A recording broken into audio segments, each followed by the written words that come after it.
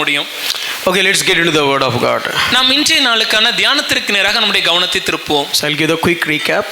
ஒரு சுருக்கமாக ஒரு முன்னுரை நான் கடந்த கால பார்த்ததை சொல்லிவிட்டு And only one topic today. அதற்காக ஒரே ஒரு காரியத்தை குறித்து தியானிக்க போகிறோம். So we've been dealing on the fivefold gospel and especially sinless life of Jesus Christ.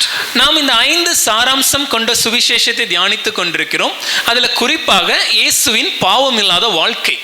And how did Jesus overcome the temptations? இயேசு எப்படி பாவத்தை மேற்கொண்டார்? And while he was overcoming the temptation, we saw that his mind is full of the word. இயேசு பாவத்தை மேற்கொண்டதை நாம் தியானிக்கும் மன்னிக்கும் இயேசு சோதனையை மேற்கொண்டதை நாம் தியானிக்கும் போது அதை அவர் மேற்கொள்வதற்கு அவர் கையாண்ட யுக்தி என்னன்னா அவருடைய மனம் முழுவதுமாகவே வார்த்தையினால் நிறைந்திருந்தது. So he was the person who was keep on thinking the word, the written word. அவர் எப்பொழுதுமே எழுதி கொடுக்கப்பட்ட தேவனுடைய வார்த்தையை மறுபடியும் சிந்திக்கிறவராக தியானிக்கிறவராக இருந்தார். So if you want to overcome the temptations, you need to look at your mind. ஆகவே நாமும் நம்முடைய வாழ்வில் சோதனைகளை மேற்கொள்ள வேண்டுமே ஆயின் நம்முடைய மனம் எப்படி இருக்கிறது என்பதை சோதித்து பார்க்க வேண்டும். So what we need to think?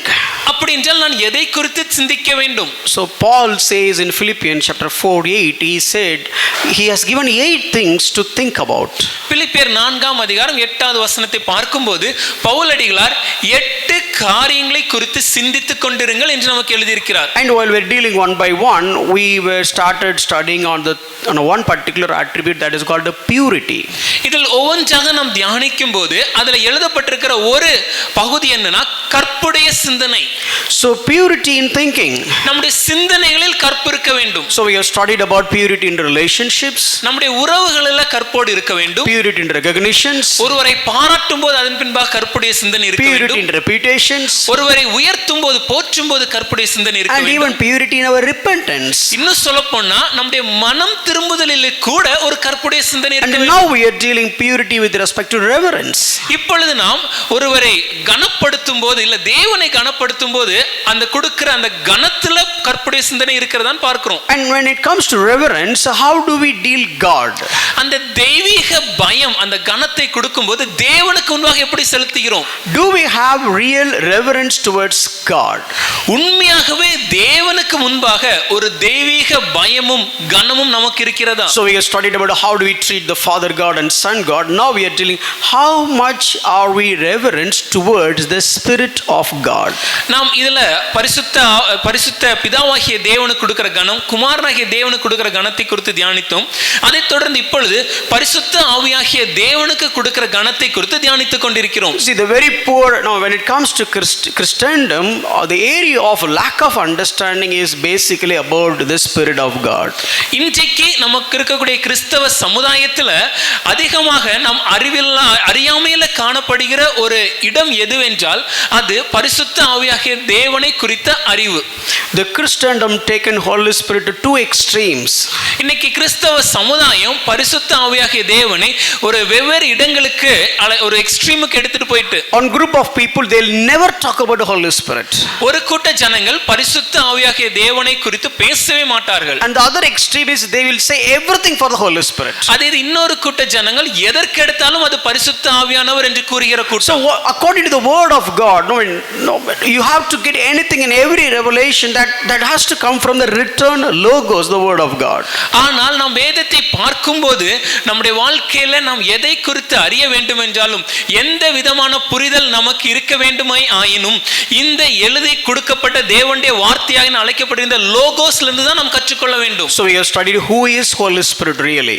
ஆகவே உண்மையாகவே பரிசுத்த ஆவியானவர்னா யாருன்னு தியானித்தோம். And who will have the Holy Spirit? யாருடன் இந்த பரிசுத்த ஆவியானவர் இருக்கிறார் என்று தியானித்தோம். And what do you mean by baptism of the Holy Spirit and what do you mean by the filled by the Holy Spirit? பரிசுத்த ஆவியின் ஞானஸ்நானம் என்றால் என்ன, பரிசுத்த ஆவியினாலே நிரப்பப்படுகிற அனுபவம் என்றால் என்ன என்பதை தியானித்தோம். And now we are studying being filled by the Holy Spirit. அதைத் தொடர்ந்து இப்பொழுது பரிசுத்தாவினால் நிரப்பப்படுகிற வாழ்க்கை எப்படி இருக்கும் தியானித்துக் கொண்டிருக்கிறோம். And the Christian world treated this particular area in a different way, in an emotional perspective.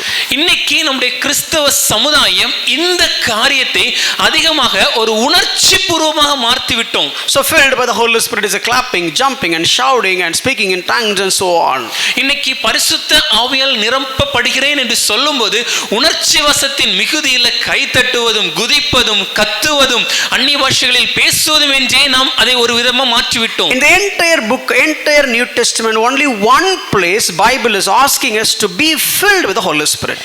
இந்த முழு புதிய ஏற்பாட்டு வேதாகமத்தையும் நாம் பார்க்கும்போது ஒரே ஒரு இடத்துல மாத்திரம்தான் வேதம் நமக்கு பரிசுத்த ஆவியினாலே நிரப்பப்படுங்கள் என்ற கட்டளையை கொடுக்கிறது. In the book of Acts, approximately 6 to 7 times they are being filled by the Holy Spirit. நாம் அப்போஸ்தலர் நடபடிகள் புத்தகத்தை பார்க்கும்போது கிட்டத்தட்ட 6-7 இடங்களில் பரிசுத்த ஆவியினால் நிரம்பினார்கள் என்று நாம் வாசிக்கிறோம். We dealt the book of Acts earlier regarding this passage, but we will be dealing lightly later point of time. இந்த காரியத்தை குறித்து ஏற்கனவே நம்ம அப்போஸ்தலர் புத்தகத்தில் விரிவாக தியானித்தோம். பின்னாட்கள் இதை குறித்து மறுபடியும் நாம் பார்க்க போகிறோம். So now in the epistle in Ephesians, Paul says be filled with the Holy Spirit. அதே நேரத்தில் நாம் நிருபங்களை பார்க்கும்போது எபேசியருக்கு எழுதின நிருபத்தில் பவுலடிகளார் பரிசுத்த ஆவியினாலே நிரப்பப்பட வேண்டும் என்ற ஒரு கட்டளை கொடுக்கிறார். Ephesians 5:18, it is a command given to the church, you have to be filled with the Holy Spirit. எபேசியர் 5ஆம் அதிகாரத்தை பார்க்கும்போது அங்கு சபைக்கு ஒரு கட்டளை கொடுக்கப்படுகிறது. என்னவென்றால் பரிசுத்த ஆவியினாலே நாம் நிரம்பி இருக்க வேண்டும். So then in the consecutive verses Paul was explaining what will happen if you are being filled by the Holy Spirit. அதே பகுதியில் தொடர்ந்து வரும் வசனங்களை நாம் வாசித்து தியானிக்கும் போது பவுலடிகளார் ஒருவர் பரிசுத்த ஆவியினாலே நிரப்பப்படுவாரே ஆயின் என்னென்ன காரியங்களை அவர் செய்வார் என்று எழுதியிருக்கிறார். So the person will be joyful. முதலாவதாக சந்தோஷம் இருக்கும் ஐயா. So he'll be singing songs. அவர் ஞானப்பாடுகளையும் கீர்த்தனைகளையும் பாட ஆரம்பிப்பாங்க. And he will make songs. அவர் கீர்த்தனைகளை பாடுவாங்க. So he couldn't control the joy. அவங்க சந்தோஷத்தை அவங்களால அடக்கி கொண்டு இருக்க முடியாது. Don't take it the wrong way. Uncontrollable joy doesn't mean that okay, rolling on the floor and laughing. No. That joy, I'm not talking about that joy. It's something like I would like to sing and praise God. இந்த கட்டுக்கடக்க முடியாத ஒரு சந்தோஷம் சொன்னோம்னா நம்ம தவற எடுத்துக்கிட்டு கீழே விழுந்து உருள்வதும் எதுக்கு எடுத்தாலும் சிரிப்பதும் அந்த காரியத்தை குறித்து இங்க பேசவில்லை.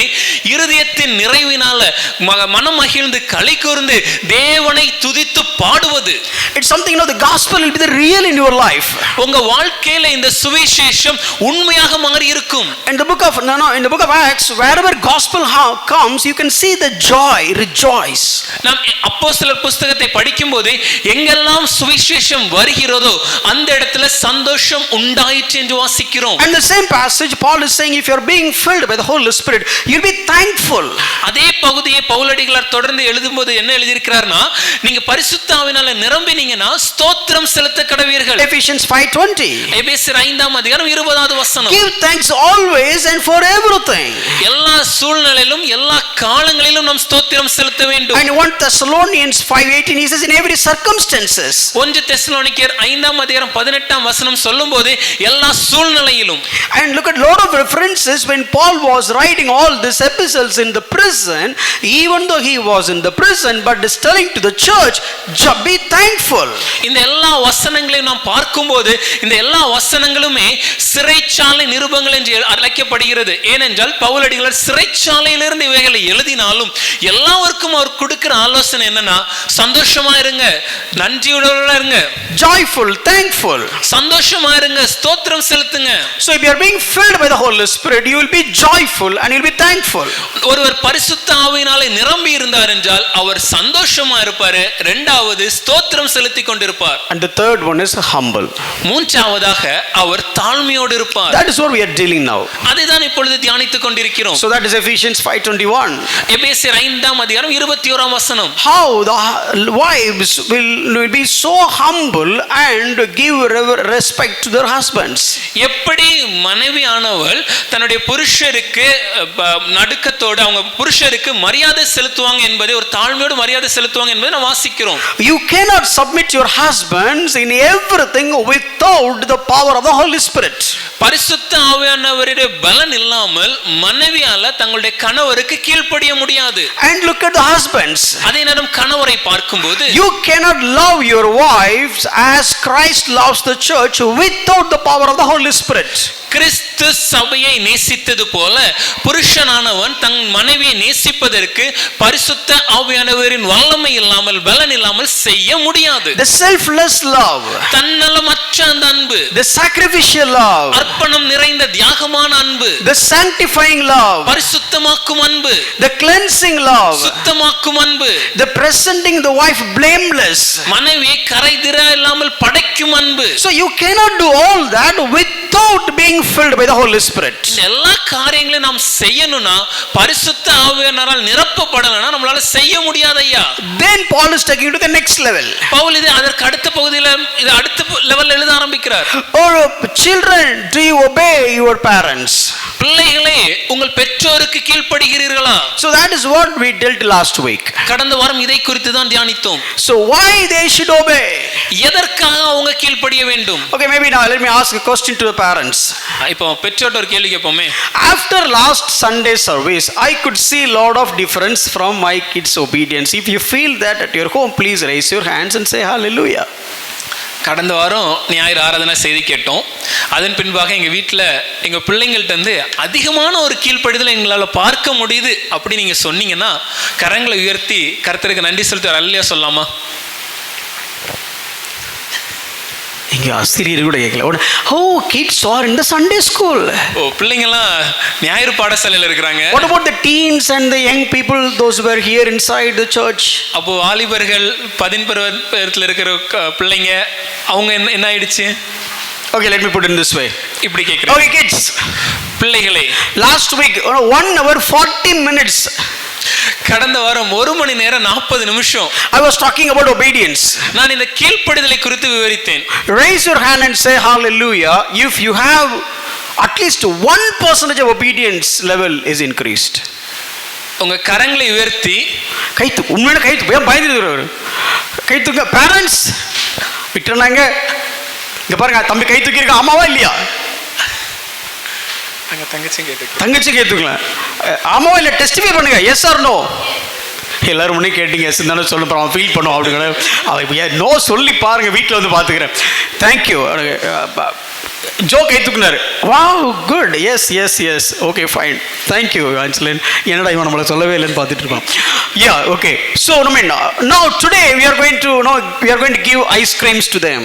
கடந்த வாரம் சொல்லியிருந்தபடி இப்போ அவங்களுக்கு கொஞ்சம் சந்தோஷப்பட்டு விதம் ஒரு ice cream கொடுப்போமே. Because last week we completely dealt about how they should obey. கடந்த வாரம் முழுவதுமாகவே பிள்ளைகள் எப்படி கீழ்ப்படிய வேண்டும் என்பதை தியானித்தோம். And I given some references to them and I asked them to go back and read it. அவங்களுக்கு ஒரு சில குறிப்புகள் வேத வசனங்களை கொடுத்து போய் படிங்கன்னு சொல்லி கொடுத்திருந்தேன். Raise your hands if you read that verses. அதை படிச்சிருந்தீங்கன்னா கரங்களை உயர்த்தி காண்பீங்களே. At least parents, did you ask them to read?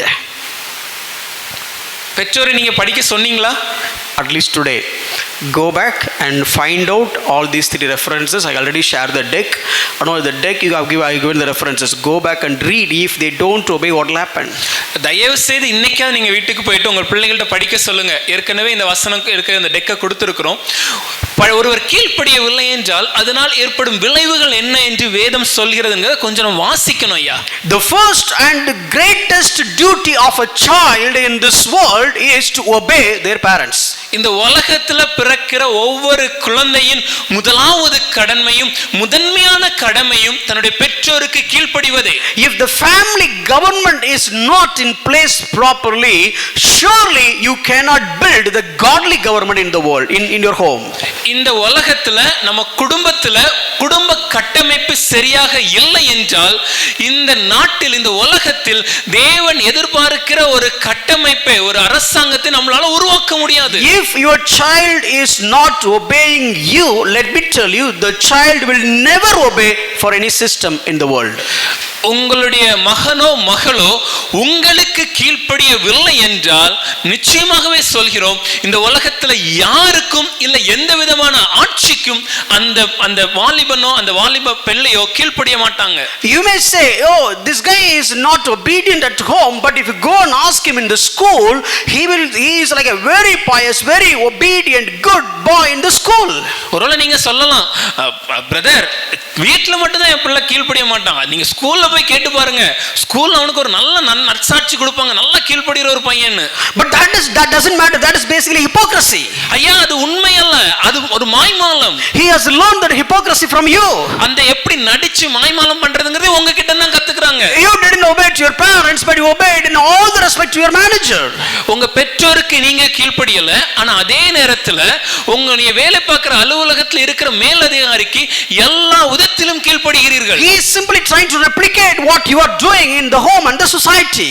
இந்த உலகத்துல இந்த வீட்டுல சமுதாயத்துல நாம என்ன செய்கிறோம் என்பதை நம்முடைய பிள்ளைங்க பார்த்து அதே காரியத்தை அவர்களும் பிரதிபலிக்க பின்பற்ற ஆரம்பிக்கிறார்கள். And whatever you can do to your child, but if you don't teach them how to obey, his life will become miserable. ஐயா உங்க குழந்தைக்கு நீங்க எல்லா காரியத்தையும் கொடுத்து விட்டு கீழ்ப்படிதலை கற்றுக் கொடுக்கவில்லை என்றால் நிச்சயமாக அவங்களுடைய எதிர்காலம் ஒரு சீரழிந்து காணப்படும்.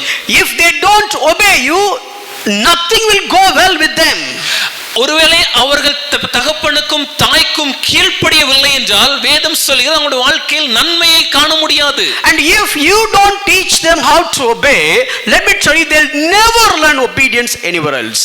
ஒருவேளை நீங்கள் உங்கள் குழந்தைக்கு கீழ்ப்படிதலை கற்றுக் கொடுக்கவில்லை என்றால் நிச்சயமாகவே வேறு எங்கும் அவர்களால் கீழ்ப்படிதலை கற்றுக்கொள்ள முடியாது. And children, பிள்ளைகளே, it doesn't mean that your parents are perfect, then only you'll obey.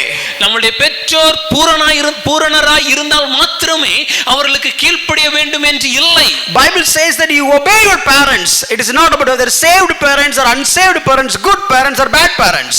வேதம் சொல்லும்போது பெற்றோருக்கு கீழ்ப்படியுங்கள் என்று சொல்லி இருக்கிறதே தவிர ரட்சிக்கப்பட்ட பெற்றோருக்கு கீழ்ப்படியுங்க இல்ல நல்ல பெற்றோருக்கு கீழ்ப்படியுங்க அப்படி என்று பாகுபாடு காட்டப்படவில்லை. You need to obey if you love them. நீங்க அவங்களை நேசித்தீங்கன்னா நீங்க அவங்களுக்கு கீழ்ப்படிய வேண்டும். You need to obey if you give reverence to them. நீங்க அவங்களுக்கு மரியாதை செலுத்தும் வண்ணமாக நீங்கள் கீழ்ப்படிய வேண்டும். You need to obey if you have gratitude for all that they have done in your life. அவர்கள் உங்கள் வாழ்க்கையில செய்த ஒவ்வொரு காரியத்திற்கும் ஒரு நன்றி உணர்வோடு நாம் அவர்களுக்கு கீழ்ப்படிய வேண்டும். You need to obey so that you can learn submission. நாம் தாழ்மையை கற்றுக்கொள்வதற்காக அவர்களுக்கு கீழ்ப்படிய வேண்டும். If you don't learn obedience here, nowhere else you will learn obedience. உங்க வீட்டில நீங்க கீழ்ப்படிதலை கற்றுக்கொள்ளவில்லை என்றால் நிச்சயமாகவே எங்கும் உங்களால் இதை கற்றுக்கொள்ள முடியாது. So this is obedience of love. இதுதான் இது அன்பு நிமித்தமான கீழ்ப்படிதல். Obedience of reverence. மரியாதை நிமித்தமான கீழ்ப்படிதல். Obedience of gratitude. நன்றி உணர்வோடு கீழ்ப்படிதல். And obedience of submission. தாழ்மை உணர்வோடு கீழ்ப்படிதல். This is the fundamental lesson that you need to learn at home. உங்க வீட்டில நீங்க கற்றுக்கொள்ள வேண்டிய அடிப்படை பாடம் இதுதான். If you fail in this, இதுல நீங்க தோத்து போயிட்டீங்கன்னா you may score well. ஒரு நல்ல மதிப்பெண் பெறலாம். Maybe you may get a lot of applause at your school. உங்க பள்ளிக்கூடத்துல அதிகமான கைத்தட்டல்களை நீங்கள் பெறலாம். Lot of medals in your college. உங்க கல்லூரியில அதிகமான மெடல்ல நீங்க வாங்கலாம். Very good reputation, recognition and rewards at workplace. உங்க வேலை பார்க்கிற இடத்துல நல்ல நன்மதிப்பு, நல்ல ஒரு பெரிய காரியங்கள், பணம் இதெல்லாம் நீங்க சம்பாதிக்கலாம். Even it all that can be true. அது எல்லாம் உண்மையா இருந்தாலும் but according to the word of God, let me tell you, you will fail miserably. வேதத்தின்படி நான் பார்க்கும்போது நான் உங்களுக்கு சொல்கிறேன், நீங்கள் நிச்சயமாகவே தோற்று போகிறீர்கள், வாழ்க்கையை நம்ம இழந்துருவோங்க. So please obey to your parents. ஆகவே தயவு செய்து உங்க பெற்றோருக்கு கீழ்ப்படிய ஆரம்பிங்க. This is not only young kids. இது ஏதோ வாலிப சின்ன பிள்ளைங்களுக்கு மாத்திரம் இல்ல. This is for adults as well. பெரியவர்களுக்கும் இது பொருந்தும். Bible doesn't say that obey your parents. Bible is also say that honor your parents.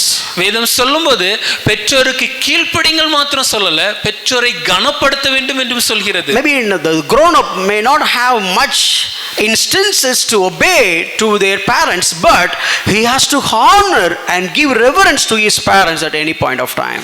ஒருவேளை பெரியவர்களான பின்பாக நம்முடைய பெற்றோருக்கு கீழ்ப்படிவதற்கான வாய்ப்புகள் சந்தர்ப்பங்கள் அநேகம் நமக்கு இல்லாமல் இருக்கலாம்.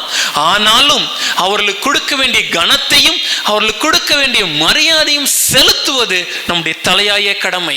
Go back and read Exodus chapter 21, 15, 17 and Leviticus 29 and Matthew 15, 3 to 6. All these verses is teaching us what will happen if you don't obey or honor your parents.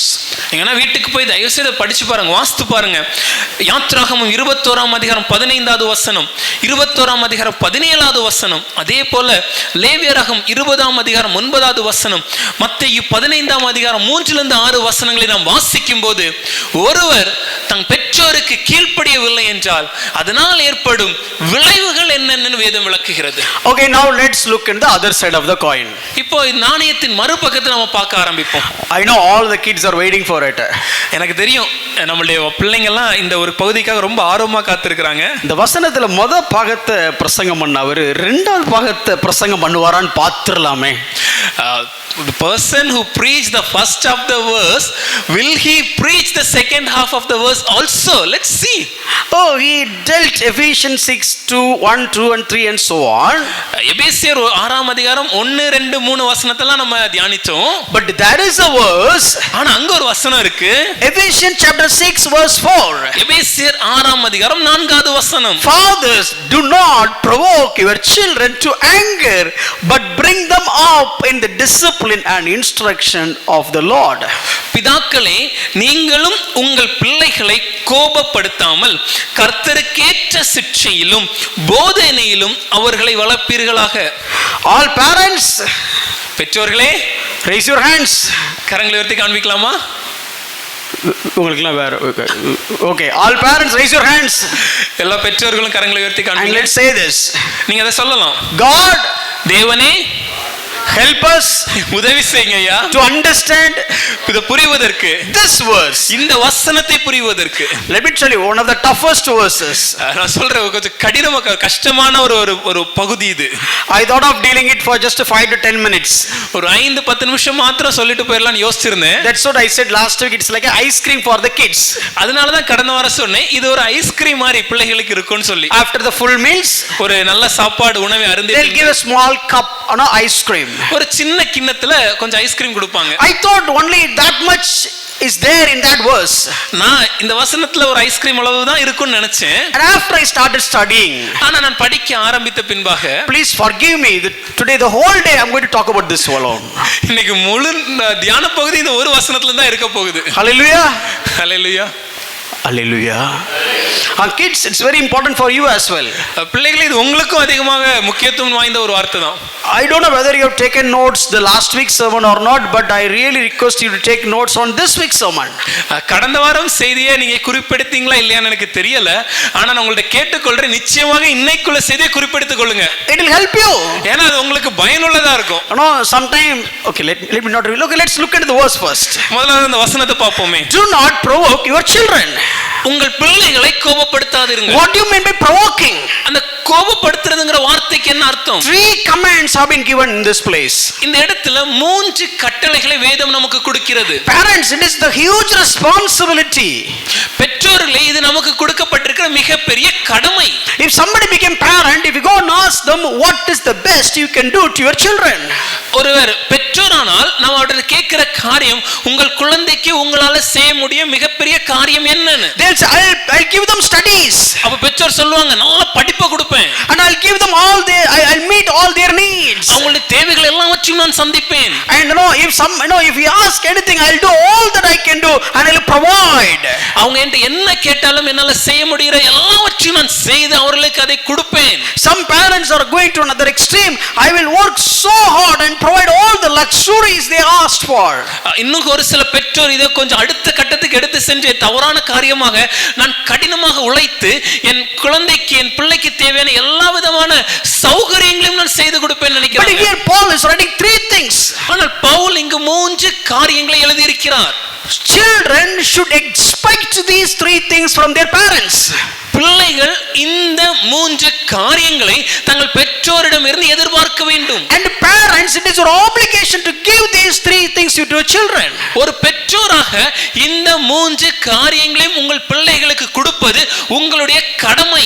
Let's deal this one by one. இதை ஒவ்வொன்றாக நாம் தியானிக்க First, போகிறோம். let's look at the context when Paul was writing this. முதலாவதாக இந்த வசனத்தை எழுதும்போது இதற்கு பின்பாக இருந்த காலகட்டம் பின்னணியம் என்ன? Look at the first word. முதல் வார்த்தையை பாருங்கள். Bible doesn't say that parents do not provoke their children. வேதம் சொல்லும்போது பெற்றோரே கோபப்படுத்தாதீங்கன்னு Bible சொல்லுது. says father do not provoke their children. வேதம் சொல்கிறது பிதாக்களே கோபப்படுத்தாதீர்கள். When God has given some commandment to the mankind, God didn't talk to Eve, but God has spoken to the Adam.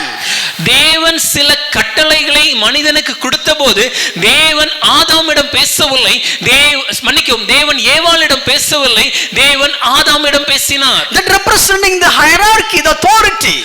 அது வீட்டில் இருக்கக்கூடிய வடிவமைப்பு, குடும்ப கட்டமைப்பு, அங்க இருக்கக்கூடிய அதிகாரத்தை நமக்கு உணர்த்துகிறது. So here Paul is writing not to the parents but to the father. இங்கே பவுலடிகளார் எழுதும்போது பெற்றோருக்கு என்று எழுதவில்லை, பிதாக்களுக்கு எழுதியிருக்கிறார். Father, it is your responsibility to make sure that your kid is not being provoked. பிதாக்களே, இது உங்க கடமையா. உங்க குழந்தைகள் கோபமூட்டாம இருக்கக்கூடிய வாழ்க்கையில வாழ வைப்பது நம்முடைய கடமை. It is my responsibility to make sure that my kid is not being provoked. இது என் கடமை. என் குழந்தை எந்த விதத்திலும் கோபமூட்டப்படாமல் வாழ்க்கை வாழ்வதற்கேற்ற சூழ்நிலை அமைப்பது என் கடமை. Sometimes we just throw words like anything, don't even understand what will be their reaction in their hearts. நாம் பல நேரங்கள்ல எதை பற்றி யோசிக்காம சில வார்த்தைகளை நம்ம பயன்படுத்துறோம். அந்த வார்த்தைகளுக்கு பின்னால உண்டாகும் காயங்களும் விளைவுகளும் அந்த குழந்தையின் மனதில் ஏற்படுகிற ரணங்களும் என்ன நம்ம யோசிக்கிறது இல்ல. We know we are provoking kids but not even understand that we are provoking. நம் பிள்ளைகளை கோபமூட்டுறோம். ஆனா அதுல பிரச்சனை என்னன்னா நாம் பிள்ளைகளை கோபமூட்டுகிறோம் என்பதை நாம் அறியாமலே இருக்கிறோம். Let me look at the historical context when Paul was writing this. இந்த காரியங்களை குறித்து பவுலடிகளார் எழுதும்போது இதற்கு பின்னாக இருந்த வரலாற்றின் காரியம் என்னன்னு விளக்குறேன். Oh kids, please listen this very carefully. பிள்ளைகளே, இதை நிச்சயமாக கவனித்து கேளுங்க. So that you will understand how much you are blessed. அப்போதான் நீங்கள் எந்த அளவுக்கு ஆசீர்வாதமாக இன்று இருக்கிறீர்கள் நீங்கள் புரிந்து கொள்வீர்கள். And parents, listen this very carefully. பெற்றோர்களே, நீங்களும் இதை கவனித்து கேளுங்கள். Then only you will understand why Paul is putting fathers. அப்பொழுதுதான் எதற்காக பவுலடிகளார் பிதாக்களை என்று எழுதியிருக்கிறார் என்பதை உணர்ந்து கொள்வீர்கள். In those days in the family, father will have the supreme authority. அந்நாட்களிலே குடும்பத்தை பார்க்கும்போது அந்த குடும்பத்தின் தலைவருக்கு எல்லா அதிகாரமும் அந்த பிதாக்கு தான் காணப்படும். Let me explain how much authority he has. நான் எந்த அளவுக்கு அந்த அதிகாரம் இருக்குங்கிறத உங்களுக்கு விளக்குறேன். In the Roman world, ஒரு ரோம சாம்ராஜ்யத்துல if your mother has given birth to a baby, ஒரு தாய் தன் குழந்தையை பெற்றெடுக்கும் போது, so the baby will be, they brought the baby before the father. அந்த பிள்ளையை அந்த பிதாவுடைய கயிறத்திற்கு கொண்டு வருவாங்க. And they laid the baby before the father. அந்த தந்தைக்கு முன்பாக அந்த குழந்தையை படுக்க வைப்பார்கள். Now it is a father's choice. இது இப்பொழுது அந்த தகப்பனுடைய ஒரு வாய்ப்பு. To keep the baby as an inheritance of him or to send the baby as an orphan. இந்த குழந்தையை தன்னுடைய வாரிசாக தலைமுறையாக வளர்ப்பதும் இல்லை இந்த குழந்தையை ஒரு அனாதையாக அனுப்பி விடுவதும் அந்த தகப்பனுக்கு கொடுக்கப்படுகிற ஒரு வாய்ப்பு. Why Paul is writing so many things about the sonship? ஏன் பவுலடிகளார் अनेक காரியங்களை இந்த புத்திர சுவிகாரத்தை குறித்து எழுதி இருக்கிறார்? Why? ஏன்? Why Paul is exalting the sonship throughout his epistles in the Romans and all these places? ஏன் பவுலடிகளார் தன்னுடைய எல்லா நிருபங்களையும் குறிப்பாக ரோமர் புத்தகம் மற்ற நிருபங்களை பார்க்கும்போது இந்த புத்திர சுவிகாரத்திற்கு இவ்வளவு முக்கியத்துவம் கொடுத்து எழுத காரணம் என்ன?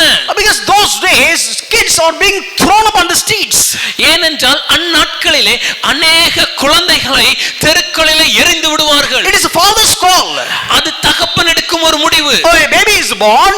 ஒரு குழந்தை பிறந்து விட்டது. The father is sitting on the chair. இப்போ அந்த தகப்பன் அந்த நாற்காலியில் இருக்கிறார். They laid the baby in front of the father. அந்த குழந்தையை வந்து தகப்பனுக்கு முன்பாக படுக்க வைப்பாங்க. And if the father picked up the kid, அந்த குழந்தையை தகப்பன் தூக்கி எடுத்தாரையால் the entire family accept that kid as the member of their family and take the kid to the home.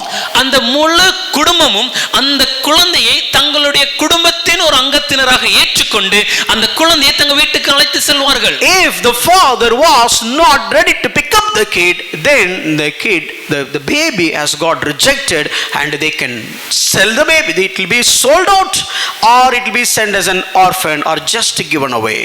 ஆனால் ஒருவேளை அந்த தகப்பனார் அந்த குழந்தையை எடுக்காமல் நிராகரித்து விடுவாரையாயின் அந்த குழந்தைய ஒன்னுல விட்டு போடுவாங்க, இல்லனா அனாதையாக அனுப்பி விடுவாங்க, இல்லனா வெளியே அப்படி துரத்தி விட்டுருவாங்க. Oh kids, don't take it in a wrong manner today.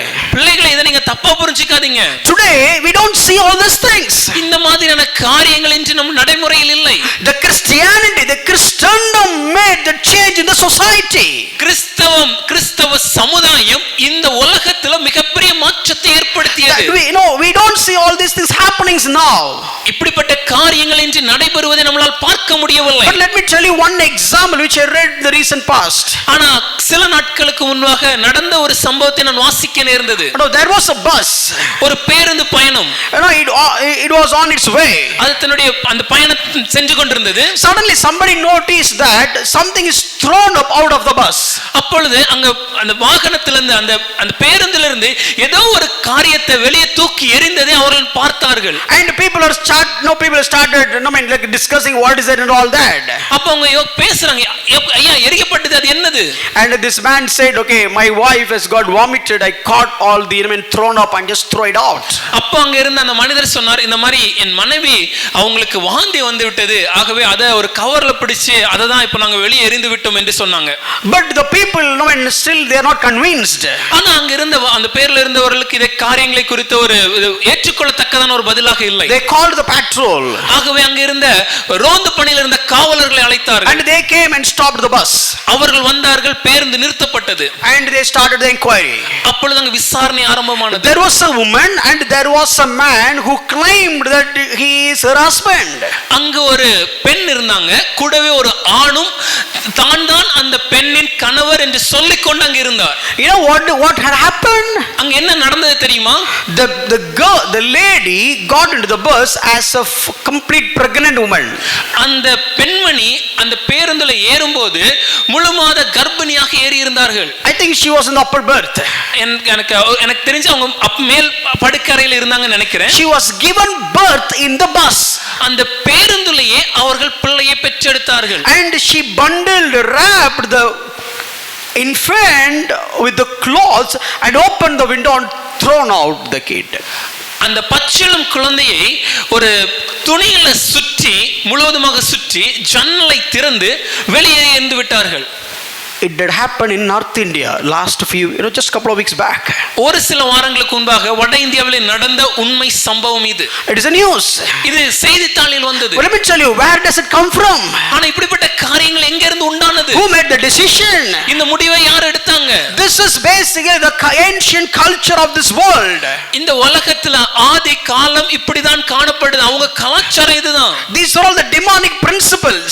இதெல்லாம் நம்முடைய சத்துருவான பிசாசான செய்கிற காரியங்கள். So here Paul is saying, இங்க பவுல் சொல்லும்போது, fathers, பிதாக்களே, it is your responsibility. இது உங்க கடமை. Do not provoke your children. உங்கள் பிள்ளைகளை கோபம் ஊட்டாதிருங்கள். Which doesn't mean that you should not shout at them. Maybe the mom could shout. No. It is your responsibility to make sure that the kid is not being provoked. இதை சொல்லும்போது அப்படி என்றால் நான் என் குழந்தையை திட்டக்கூடாது, ஆனா என் மனைவி திட்டலாம், தாயானவள் திட்டலாம். இல்லையா, அப்படி கிடையாது. உங்க கடமை என்னன்னா உங்க குழந்தையை யாரும் காயப்படுத்தி கோபமூட்டாமல் பாதுகாப்பது. Let me tell you, how can we provoke the children? எப்படி குழந்தைகளை கோபமூட்ட முடியும்? Or let me, what are the things we should not do so that they will not get provoked? இல்ல இப்படி சொல்லலாமே, நாம் எந்த காரியங்களை செய்வதை தவிர்ப்பதின் மூலம் குழந்தைகள் கோபம் உடையாமல் இருக்க முடியும்? No, it is not a moral science. இது ஏதோ சமூக அறிவியல் பாடம் இல்ல, but it's biblical. இது வேத பாடம். When you read some terminology in the Bible, you need to study what is all about. வேதத்துல சில வார்த்தைகளை நாம் பார்க்கும்போது அந்த வார்த்தைகள் நமக்கு என்ன காரியத்தை சொல்ல வருகிறது என்பதை நாம் கவனித்து பார்க்க வேண்டும். What are all the good practices I should adopt so that I cannot make my kid to get anger or not to be provoked? நான் என்னென்ன விதமான நன்னெறியான காரியங்களை என் வாழ்க்கையில் கடைபிடிக்கும் போது என் குழந்தையை இந்த மாதிரி ஒரு கோபமூட்டாமல் வாழ்வதற்கான சூழலை அமைக்க முடியும். Few tips. சில உக்திகள். See, you cannot do all that without the power of the Holy Spirit. இதெல்லாம் செய்யறதுக்கு பரிசுத்த ஆவியானவர் வல்லமை இல்லாம நம்மளால செய்ய முடியாது. Originally, who is the father? உண்மையாகவே ஆரம்பத்துல பிதா யார்? He will simply provoke the kid. அவங்க எப்பொழுதுமே குழந்தையை எதற்கெடுத்தாலும் கோபமூட்டுறாங்க. He can adopt it or he can throw it away. அந்த குழந்தையை ஏற்றுக்கொள்ளலாம் இல்ல எரிந்து விடலாம். Such kind of terrible father, Paul is giving the tips. இப்படிப்பட்ட கொடூரமான தகப்பன்களுக்கு பவுல் சில காரியங்களை விவரிக்கிறார். Do not provoke. கோபமூட்டாதீர்கள். What should I do? அப்படினா என்ன செய்யணும்? Number 1. முதலாவது, if you are saying one thing and doing differ, that will provoke your kids. ஐயா, நம்ம சொல்றது ஒண்ணும் செய்யறது ஒண்ணுமா இருந்துச்சுன்னா நம்ம குழந்தைகளுக்கு அது கோபத்தை உண்டாக்கும். We thought kids are kids. நாம என்ன நினைக்கிறோம், பிள்ளைங்கன்னா அது சின்ன பிள்ளைங்க தானே, they don't understand, அவங்களுக்கு புரியாது. no இல்லையா, they are much sharper than you in many ways. உங்களை விடவும் உங்கள் பிள்ளைகள் அநேக காரியங்களில் கூரிய சிந்தனை உடையவர்களாக இருக்கிறார்கள். You may think that is your kid. நாம நினைக்கிறோம் இது நம்ம குழந்தைன்னு. No, இல்ல, they are fearfully, wonderfully made by God. அவர்கள் நம்முடைய தேவனாலே பிரமிக்கத்தக்க அதிசயமாய் உருவாக்கப்பட்டவர்கள். They came up with the purpose of God. தேவனுடைய நோக்கத்தின்படி இந்த உலகத்திற்கு அனுப்பப்பட்டவர்கள். They are here to fulfill the plan of God. தேவனுடைய திட்டத்தை நிறைவேற்றுவதற்காக இந்த உலகத்தில் வாழ்கிறவர்கள். Since they are born in your house, it doesn't mean that they are your property. அவங்க உங்க வீட்ல பிறந்தனால அவங்க உங்களுக்கு முழுமையான சொந்தம்னு நினைச்சிராதீங்க. But don't think it's my kid, whatever I do, I will do. இது என் குழந்தைக்கு நான் என்னனாலும் செய்யலாம் நினைச்சிராதீங்க. You are the steward of the kids, but you are not the owner of the kids. இந்த குழந்தையுடைய உக்கிரானக்காரர் தான் நாம் தவிர இந்த குழந்தையோட சொந்தக்காரங்க நாம இல்ல. You cannot control and you cannot push whatever you want. அந்த குழந்தையை முழுவதுமாக ஆளுகை செய்து நாம நினைச்ச எல்லாத்தையும் அந்த குழந்தைக்கு மேல திணிக்க முடியாது. This is God's masterpiece. இது தேவனால் உருவாக்கப்பட்ட தலைசிறந்த படைப்பு. This is God's plan. இது தேவனுடைய திட்டம். This is God's purpose. இது தேவனுடைய நோக்கம். This creature came into the world to fulfill the master orchestrator's plan. இந்த குழந்தை இந்த உலகத்திற்கு வந்த நோக்கம் என்னவென்றால் கிறிஸ்துவின் திட்டத்தை இந்த உலகத்தில் நிறைவேற்றுவதற்கு. Don't think that okay, it's my kid, I will do whatever I want. ஐயா, இது என் குழந்தை, எனக்கு தோன்றலாத்தை செய்வேன் நினைச்சிராதீங்க. They are all God's product. இது தேவனுடைய படைப்பு. They are all God's agents. தேவனால் அனுப்பப்பட்ட தூதுவர்கள். They are all God's purpose holders. தேவனுடைய நோக்கத்தை சுமப்பவர்கள். How dare are we say something in front of them and doing different things? Hypocrisy. அவர்களுக்கு முன்பாக ஒரு காரியத்தை சொல்லிவிட்டு அதை வேறு விதமாக நாம் செய்வதற்கு எவ்வளவு தைரியம் நமக்கு இருக்க வேண்டும். இது மாய்மாலம் அல்லவா? They are God's representatives. அவர்கள் தேவனை இந்த உலகத்தில் தேவனால் அனுப்பப்பட்டவர்கள். By living your life hypocrisy, you are spoiling them. அவர்களுக்கு முன்பாக ஒரு மாய்மால வாழ்க்கை நாம் வாழ்வதின் மூலமாக அவர்களை நாம் கெடுக்கிறோம். You ask them to pray, அவங்களை ஜெபிக்க சொல்றோம். but you are sleeping. ஆனா நாம தூங்குறோம். You know what the kid will do? இப்ப குழந்தை என்ன செய்யும்? Oh, I will sleep. நானும் தூங்குறேன். When my father is getting up, எங்க அப்பா எந்திக்கும் போது I will simply act as praying. நான் ஜெபிக்கிறது மாதிரி நடிப்பேன். You know what are you doing really? உண்மையாவே நாம என்ன செய்து கொண்டிருக்கிறோம் தெரியுமா? You are not acting hypocrite manner in front of the kid, but you are disturbing God's plan. அதற்காக ஒரு மாய்மால வாழ்க்கை வாழ்வது மட்டுமல்லாமல் தேவன் அந்த குழந்தைக்கு வைத்திருக்கிற நோக்கத்தையும் திட்டத்தையும் சீரழித்துக் கொண்டிருக்கிறோம். You are teaching the kid how you can live in a hypocrisy manner. அந்த குழந்தைக்கு மாய்மானமான வாழ்க்கை வாழ்வது எப்படி என்று நாம் கற்றுக் கொடுக்கிறோம். This is something you are spoiling God's agents. தேவனுடைய தூதுவர்களின் வாழ்க்கையை நாமே சீரழிக்கிறோம். You are spoiling God's purpose. தேவனுடைய நோக்கத்தை நாம் சீரழிக்கிறோம். If you are speaking something nonsense at home and your kid is inheriting that nonsense, let me tell you, you are spoiling God's plan. நாம் வீட்டில் ஒரு தவறான காரியங்களை பேசும்போது நம்முடைய குழந்தையும் அதை அப்படியே உட்கொண்டு அந்த மாதிரி பேச ஆரம்பிக்கிறதே நான் தெளிவாக சொல்கிறேன், தேவனுடைய நோக்கத்தை நாம் சீரழிக்கிறோம். You are misbehaving at your home. உங்க வீட்ல தப்பா நடந்து கொள்கிறீர்களா? With your wife. உங்க மனைவிட்ட தவறா Or with நடக்கிறீங்களா? your husband. இல்ல கணவர்கிட்ட தவறா Or with நடக்கிறீங்களா? in-laws. இல்ல மாமனார் மாமியிட்ட தவறா நடக்கிறீங்களா? Please be careful, kids are watching. ரொம்ப ஜாக்கிரதை உள்ளவர்களாக இருக்க வேண்டும். ஏனென்றால் பிள்ளைகள் கவனித்துக் கொண்டிருக்கிறார்கள். They are imputing poison in their pure hearts. அவங்களுடைய சுத்தமான இருதயத்திற்குள்ளாக நஞ்சை விதைத்துக் கொண்டிருக்கிறோம். One day it will grow.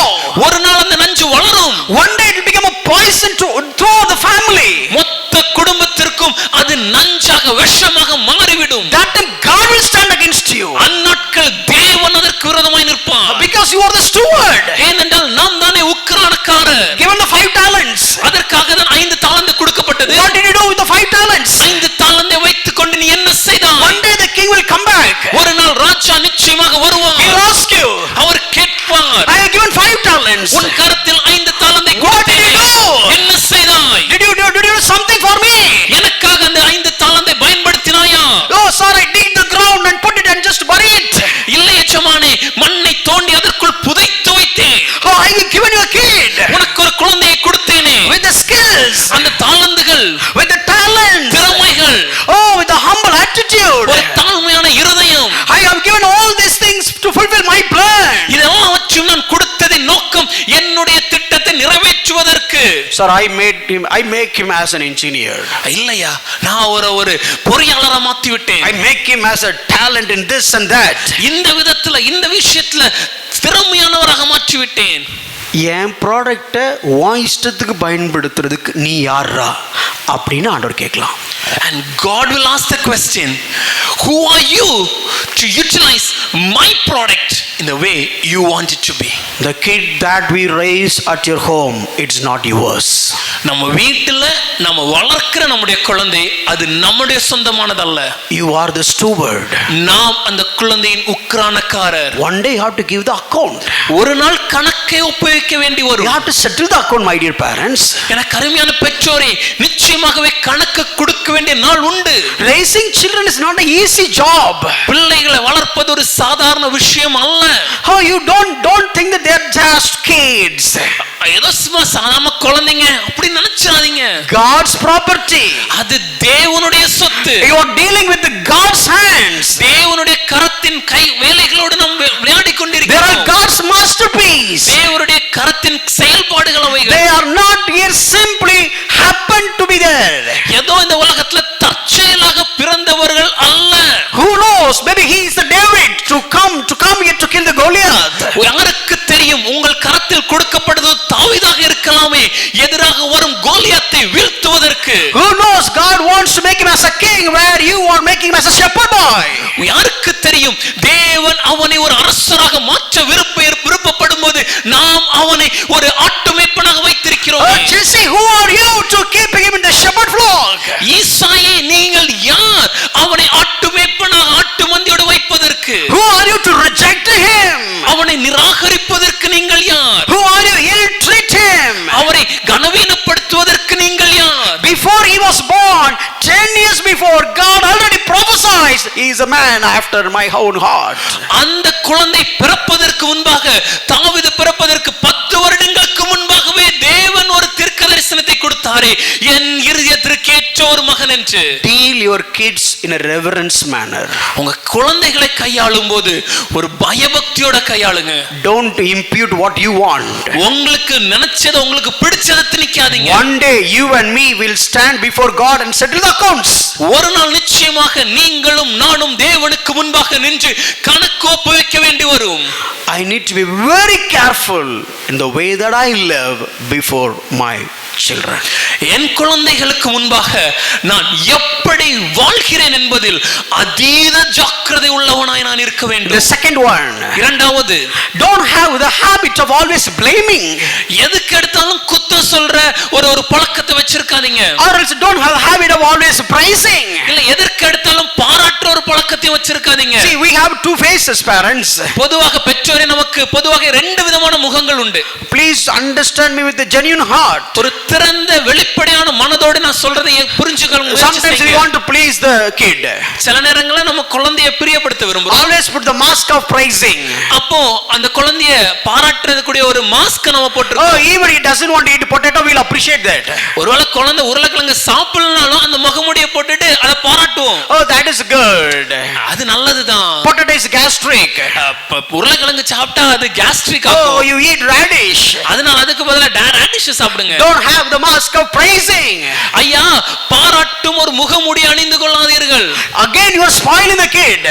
மறுபடியும் குழந்தை வாழ்க்கை நாமளே சீரழிக்கிறோம். God has sent this kid to your home to train them. தேவன் இந்த குழந்தையை உங்கள் வீட்டில் அனுப்பியதின் நோக்கம் அந்த குழந்தையை தகுதிப்படுத்துவதற்கு. But you are weakening him. ஆனா நாமே அந்த குழந்தையை பலவீனப்படுத்துகிறோம். Pampering him. அந்த குழந்தைக்கு தேவையான சொகுசு வாழ்க்கையை கொடுத்து. Oh, let's deal about training later. நம்ம தயார்படுத்துவது குறித்து பின்னாடி படிக்க போறோம். The other side. அதோட இன்னொரு பகுதி Always blaming. எதுக்கு எடுத்தாலும் குற்றம். Same tone. எப்பொழுதும் ஒரே விதமான ஒரு Same tone. ஒரே விதமான சத்தம். Whether loving or caring or blasting, same tone. அன்பா இருந்தாலும் சரி, சத்தம் போடுறதா இருந்தாலும் சரி, சிட்சிப்பதா இருந்தாலும் சரி, எப்பவுமே ஒரே விதமான சத்தம். No, some people may know they have it as a habitual thing. ஒரு சிலருக்கு இது அவங்க நடைமுறை வாழ்க்கையில சாதாரண பழக்கமா இருக்கு. கேட்டா ரொம்ப strict. And we claim that we are good strict parents. You are provoking God's product. ஐயா, தேவனுடைய கைவேலையை நாம் கோபமூட்டிக் கொண்டிருக்கிறோம். And many times we are inconsistent when it comes to disciplining. அதே போல இந்த சிட்சிக்கிற காரியத்தை பார்க்கும்போது பல நேரங்களில் நாம ஒரு சமநிலையோடு செயல்படுவதில்லை. நம்ம மாறி மாறி செயல்பட்டு கொண்டிருக்கிறோம். You want to know whether you are inconsistent in your disciplining? உங்க சிட்சிப்ல நீங்க மாறி மாறி செயல்படுறீங்களா இல்ல தொடர்ச்சியாக ஒரே மாதிரி செயல்படுறீங்கன்னு தெரியணுமா? Check your kid. உங்க குழந்தைட்டே கேளுங்க. If your kid come and tell you that I will ask based on my dad's mood. ஒருவேளை உங்க குழந்தை வந்து எங்க அப்பாவோட மனநிலைமை அவங்களுடைய உணர்ச்சி அந்த மூட பார்த்துட்டு அதுக்கேத்த மாதிரி நான் கேட்பேன் அப்படி சொல்லுச்சுன்னா, if my father just coming from the office, எங்க அப்பா இப்பதான் அலுவலகத்துல இருந்து வருகிறாங்க, I will not ask anything. அப்ப நான் எதையும் கேட்க மாட்டேன். ஏன்னா இப்ப நாய் மாதிரி இருப்பாரு. Because now he will act as a dog. They may not proclaim it. வாயினால சொல்ல மாட்டாங்க. But if you open their heart, that is the highlight. Dog mode. ஆனா இருதயத்தை மட்டும் கொஞ்சம் ஸ்கேன் பண்ணி பிரிச்சு பாத்தீங்கன்னா இது நாய் குணம்னு இருக்கும்.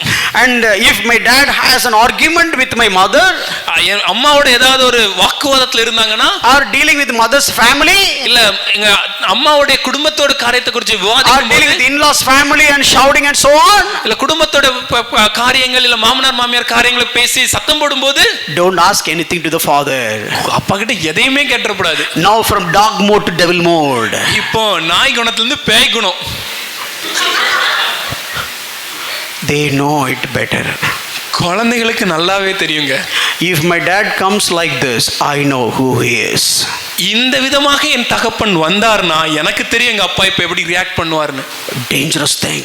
ஐயா, இது ரொம்ப ஆபத்தானது. If mom says, if you know you are angry with your wife, ஒருவேளை நீங்கள் உங்கள் மனைவியோடு கோபமா இருக்கிறீங்கன்னா, you say don't eat chocolate, இன்னைக்கு முட்டாய் சாப்பிட கூடாது, and the wife will say, அப்போ அந்த அம்மா சொல்லுவாங்க, வாடா நான் தரேன், come let me give it to you. அவனுக்கு தெரியும் பால கரெக்ட்டா இந்த பிட்ச்ல போடணும்னு. And the kid knows very well which ball and which pitch it has to be bowled upon. No, if husband and wife are in argument, கணவருக்கும் மனைவிக்கும் இடையே ஏதோ ஒரு வாக்குவாதம் இருந்துச்சுன்னா, and the kid is going to the dad and say, dad get me iPad. அப்ப அந்த குழந்தை வந்து அவங்க அப்பாட்ட போயிட்டு, அப்பா எனக்கு ஒரு ஐபேட் வாங்கி கொடுங்கன்னு சொன்னா, dad said don't use the gadgets now.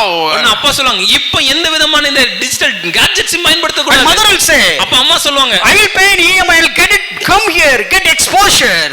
நான் உனக்கு மாதத்தவணையில வாங்கி கொடுக்கிறேன், நான் வாங்கி தரேன், இதெல்லாம் தெரிஞ்சிருக்கணும்ல. Provoking children. குழந்தைகளை கோபமூட்டி கொண்டிருக்கிறோம். Inconsistency in your dealing. நாம் அவர்களை கையாளுகிற விதத்துல மாறி மாறி செயல்படுகிறோம். And sometimes if you say no, நாம் சில நேரங்களில் இல்லைன்னு சொல்லும்போது, but sometimes in order to please the kid you will say yes. ஆனா அந்த குழந்தையை பிரியப்படுத்த வேண்டிய ஒரு காரணத்தினால, நிர்பந்தத்தினால ஆமான்னு சொல்லிடுவோம். You know what are you teaching to your kid? இப்போ நம்ம குழந்தைக்கு என்ன தெரியுமா கத்து கொடுக்கிறோம்? Political science. அரசியல்னா என்னன்னு கத்து கொடுக்கிறோம். And one day he'll become an expert politician. ஒரு நாள் அவன் சிறந்த ஒரு அரசியல்வாதியாவே மாறுவான். அப்புறம் அன்னைக்கு வந்து சாட்சி சொல்லிடுது, நான் என் பிள்ளைய ஊழியக்காரரா மாத்தணும்னு நினைச்சேன், அப்படி அரசியல்வாதியா மாத்திட்டான் ஆண்டவர். யார் மாத்தினது?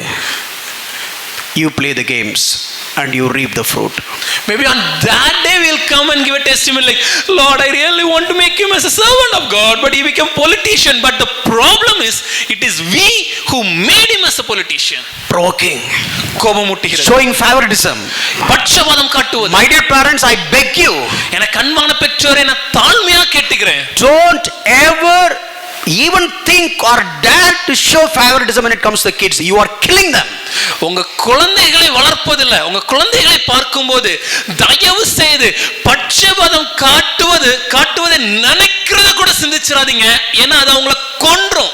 Right is right, சரினா சரி, wrong is wrong, தப்புனா தப்பு. senior or junior, அது பெரிய பிள்ளையா இருந்தாலும் சரி, சின்ன பிள்ளையா இருந்தாலும், male or female, ஆணாக இருந்தாலும் சரி, பெண்ணாக இருந்தாலும் same standard, எப்பொழுதுமே ஒரே விதமான அணுகுமுறை. because same parents. ஏன்னா ஒரே விதமான பெற்றோர். Don't behave like a chameleon, ஒரு பச்சோந்தி போல நாம் செயல்படக்கூடாது. because they will understand. ஏன்னா குழந்தைகளுக்கு நன்றாகவே புரியும். One will get excited whereas the other will get provoked like anything. ஒரு குழந்தை இதனால சந்தோஷம் அடையும், ஆனால் மற்றொரு குழந்தை இதனால கோபம் அடையும். You thought I'm building her up, நாம நினைக்கிறோம் இந்த குழந்தையை நம்ம வளர்க்கிறோம்னு, but you're breaking him down. ஆனா அதே நேரத்துல இன்னொரு குழந்தையை உடைக்கிறோமே. Sometimes you're thinking that I'm building him up, சில நினைக்கிறோம் அவனை நான் வளர்க்கிறேன், but obviously you're breaking her down. ஆனா உண்மையா என்ன சொல்லணும்னா அந்த பெண் பிள்ளையை நாம் உடைத்து விடுகிறோம். You will never know what the seed you are sowing now and what tree it will come, what kind of tree you are growing it up. ஐயா, என்ன விதமான விதையை என்று விதைத்துக் கொண்டிருக்கிறோம், ஆனா என்ன விதமான மரமாக அது வளர்ந்து விருட்சமாகும்னு நமக்கு தெரியாது. And one day you need to give accountability. ஒரு நாள் இது எல்லாவற்றிற்கும் நாம் கணக்கு கொடுத்தாக You வேண்டும். have to settle. கணக்கை நாம் கொடுக்க வேண்டும். In Matthew, Jesus said, மத்தேயுல இயேசு சொல்லும்போது, every word that you spoke will be dealt in the day of judgment. நியாய தீர்ப்பின் நாள் வரும்போது நாம் பேசுகிற ஒவ்வொரு வார்த்தைகளையும் அன்று நியாய தீர்க்கப்படும் வாசிக்கிறோம் இயேசு சொல்கிறார். Oh, please think all that. இதெல்லாம் மனதில் வைத்துக் கொண்டு சிந்தித்து பாருங்கள். Judgment day, நியாய தீர்ப்பின் நாள், imagine, யோசிச்சு பாருங்க how terrible it is. எவ்வளவு முரட்சியோடு இருக்கும். The Bible says, வேதம் சொல்கிறது, every word that you spoke, நாம் பேசுகிற ஒவ்வொரு வார்த்தைக்கும் everything will be dealt. எல்லாம் அன்று நியாய தீர்க்கப்படும். Maybe we provoke them here, but you'll never understand that you're provoking God as well. நாம் நினைக்கிறோம் இங்க குழந்தைய கோபமுற்றோன்னு, ஆனா உண்மை என்னன்னா நாம் தேவனையும் கோபமுட்டி கொண்டிருக்கிறோம். Another one is இன்னொரு விஷயம், making promises and not keeping them. சில நேரம் சில விஷயங்களை செய்யறோம்னு சொல்லி வாக்குறுதி கொடுப்போம், ஆனா அதை செய்ய மாட்டோம். You know, everybody is missing.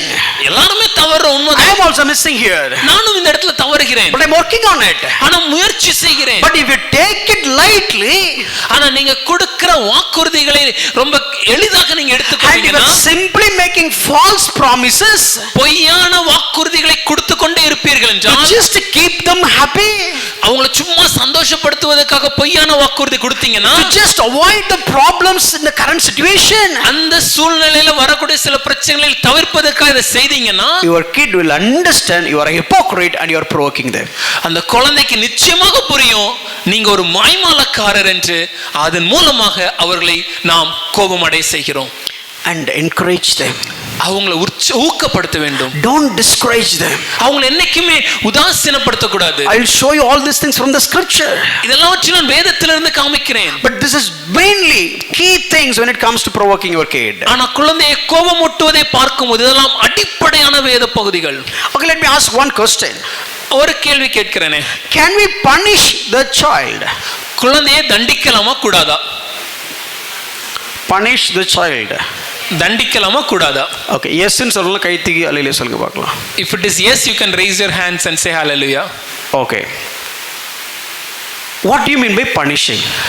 தண்டிக்கிறதுனா நீங்க என்ன சொல்ல வரீங்க? If you done a murder, ஒரு கொலை செய்தால் according to IPC, இந்திய அரசு இந்திய அரசியலமைப்பு சட்டத்தின்படி, and they will give certain kind of punishment. ஒரு விதமான தண்டனை அதுக்கு கொடுப்பாங்க. That is punishment. அது தண்டனை. Do we have that kind of system at your home? இந்த விதமான ஒரு தண்டனை கொடுக்கிற ஒரு காரியம் நம்ம வீட்டில் இருக்கா? For example, if you have done one theft, ஒரு உதாரணம் சொல்லனா, ஒரு முறை திருடினால் maybe 3 months jail. 3 மாசம் சிறை தண்டனை. எங்க எழுதி இருக்குன்னு கேட்காதீங்க, அப்ராக்ஸிமேட்டா சொல்றேன். So don't ask me where it is written, is just for our understanding. If you are keep on stealing, ஆனா தொடர்ந்து திருட்டுகளை நாம் செய்து கொண்டே இருப்போம்னா, and they will give you lifetime imprisonment. ஆயுள் கால சிறைவாசத்தை நமக்கு கொடுப்பாங்க. These are all the punishments. இதெல்லாம் தான் தண்டனை. Can we do the same at home? இதே காரியத்தை வீட்டில் செஞ்சிடலாமா? செய்யலாமா? நேத்து ஒரு பொய் சொன்னேன். Yesterday you spoke one lie. இன்னைக்கு ஒரு பொய் சொன்னேன். Today the second one. இன்னைக்கு ஒரு பொய், நேத்து முந்தின நாள் பொய் சொன்னேன். And day before another lie. 3 ஆயிடுச்சு. 3 lies. இன்னும் ஒரு பொய் சொன்னேனா, if you speak one more lie, 1 week சாப்பாடு கிடையாது, punishment. You will not get food for a week. That is the punishment. அவனை திருப்பி கேட்பான். And he will ask back. அப்பா வாழ்க்கையில நீல சாப்பிடவே கூடாத பாடிமா. If the same is applied to you, dad, you should never eat ever in your life. So if it is a punishment, then you have the rule book. ஒருவேளை தண்டனைன்னு சொன்னீங்கன்னா அந்த தண்டனை விளக்குவதற்கான ஒரு சட்ட புஸ்தகம் நமக்கு இருக்கணும். Let me tell you one important statement. You write it in your, maybe you can Bible, that's okay. Write it. ஒரு முக்கியமான ஒரு வாக்கியத்தை சொல்றேன், உங்க வேதத்திலயோ உங்க நோட்லயோ தயவு செய்து எழுதி வச்சுக்கோங்க. When you are disciplining a kid, you should have first controlled yourself. நீங்கள் ஒரு குழந்தையை சிட்சிக்கும் போதோ தண்டிக்கும் போதோ முதலாவதாக உங்களுக்கு ஒரு செல்ஃப் கண்ட்ரோல் இருக்கணும், ஒரு கட்டுப்பாடு இருக்கணும். If you are out of control and you are punishing, that is not right. உங்களுக்கு ஒரு சுய கட்டுப்பாடு இல்லாம நீங்க தண்டனையை கொடுத்தீங்கன்னா அது சரியல்ல. Okay, let me put it this way. இப்படி சொல்றேனே, there is something called punishment and something called correction. சிட்சிப்பதுன்னு ஒன்று இருக்கு, தண்டிப்பதுன்னு ஒன்று இருக்கு. We are called to correct them, not to punish them. குழந்தைகளை தண்டிப்பது நம்முடைய வேலை அல்ல, குழந்தைகளை சிட்சித்து திருத்துவது நம்முடைய வேலை. If a man has done a murder for certain payment, ஒரு மனிதர் ஒரு சில காரியத்திற்காக கொலை செய்தார் என்றால், and they put him in the jail, இப்பொழுது அவரை சிறைச்சாலையில போட்டாங்கன்னா as a punishment, ஒரு தண்டனையா கொடுக்கறாங்க. 5 years he was in the prison. 5 வருடம் சிறைச்சாலையில் இருக்கிறார். Now he has got released from the prison. இப்போ அந்த சிறைச்சாலையில இருந்து விடுதலையாகி விட்டார். Now he is clean, neat, or still he is a murderer? இப்போ அவர் முழுவதுமாக சுத்தமான ஒரு மனுஷரா இல்ல இன்னும் அவர் கொலைகாரரா? கொலைகாரரா? பனிஷ்மென்ட் கொடுத்ததுக்கு அப்புறமா கொலைகாரரா தான் இருக்கிறான். Even after given the punishment, still he is a murderer. Then do we need to give the punishment to the children? அப்படினா நம்ம குழந்தைகளுக்கு தண்டனை கொடுக்கணுமா? No, it's not a punishment. We need to correct them. நாம் தண்டிக்கவில்லை, சிட்சித்து திருத்த வேண்டும். Punishment is the principle that is coming from revenge. தண்டனை என்கிற இந்த காரியம் ஒரு காரியத்துக்கு மீறுதல்னால, நான் சொல்லி நீ கேட்கல அதனால நான் அடிக்கிறேன், இது punishment. You didn't listen for what I have said, so then that is why I am giving you this punishment. Here 2 parties are involved. இங்க ரெண்டு விதமான ஆட்கள் இருக்காங்க. One is me, ஒன்று நான், other one is the kid. இன்னொன்னு அந்த குழந்தை. Here there is a battle. இங்க ஒரு போர் இருக்கு. Oh, whether my point is being followed or your interest is being followed. நான் சொல்றது நடக்குதா இல்ல நீ விரும்பறத செய்றியா? It is not something, it is not something out of love. இது ஒரு அன்பின் நிமித்தமா வருவதில்லை. This is out of ego. இது ஒரு ஈகோ நிமித்தமா இருக்கு. This is out of pride. இது ஒரு பெருமை நிமித்தமாக. This is out of selfishness. இது சுயநலத்தின் நிமித்தமாக. I don't want you to play. நான் ஒன்ன விளையாட கூடாதுன்னு சொன்னேன். So you should not play. ஆகவே நீ விளையாட கூடாது. I don't mind. நான் கண்டுக்க மாட்டேன். Whether it's right or not. சரியோ தவறோ. Since I said it, நான் சொன்னதனால you should do it. நீ செய்யணும். So if you don't do that, நீ செய்யலனா I will beat you. நான் உன்னை அடிப்பேன். This is punishment. இது தண்டனை. Punishment involved two parties. தண்டனையில இரண்டு விதமான ஜனங்கள் இருக்கிறார்கள். Government has a system. அரசாங்கத்துல ஒரு சட்டம் இருக்கிறது. Government has a rule book. அரசாங்கம் சில சட்டங்களை வைத்திருக்கிறது. And you are not following the rule book. நாம அந்த சட்டங்களுக்கு உட்பட்டு நடக்கவில்லை. So whoever is not following the rule book, அந்த சட்டங்களை யாரெல்லாம் பின்பற்றவில்லையோ they will be punished according to the rule book. அந்த சட்ட அமைப்பின்படி அவர்களுக்கு தண்டனை கொடுக்கப்படும். It is applicable for the police officer. அது ஒரு காவல் அதிகாரிக்கும் பொருந்தும். It is applicable for the lawyer. அது ஒரு வழக்கறிஞருக்கும் பொருந்தும். It is applicable for the judge. அது நீதிபதிக்கும் பொருந்தும். And it is applicable for the common layman. அதே போல ஒரு சாதாரண மனுஷருக்கும் அது பொருந்தும். You cannot have this system at home. இந்த மாதிரியான ஒரு நடைமுறையை நம்ம வீட்ல வைக்க முடியாது. You should have only one egg. ஒரு முட்டை தான் சாப்பிடணும். If you have one more egg, dinner is cut. ஒரு முட்டைக்கு மேல கைய வச்ச நைட் சாப்பாடு கட் ஆயிரும். But dad will have 2 eggs. ஆனா தகப்பன் 2 முட்டை சாப்பிடுவாரு. Night.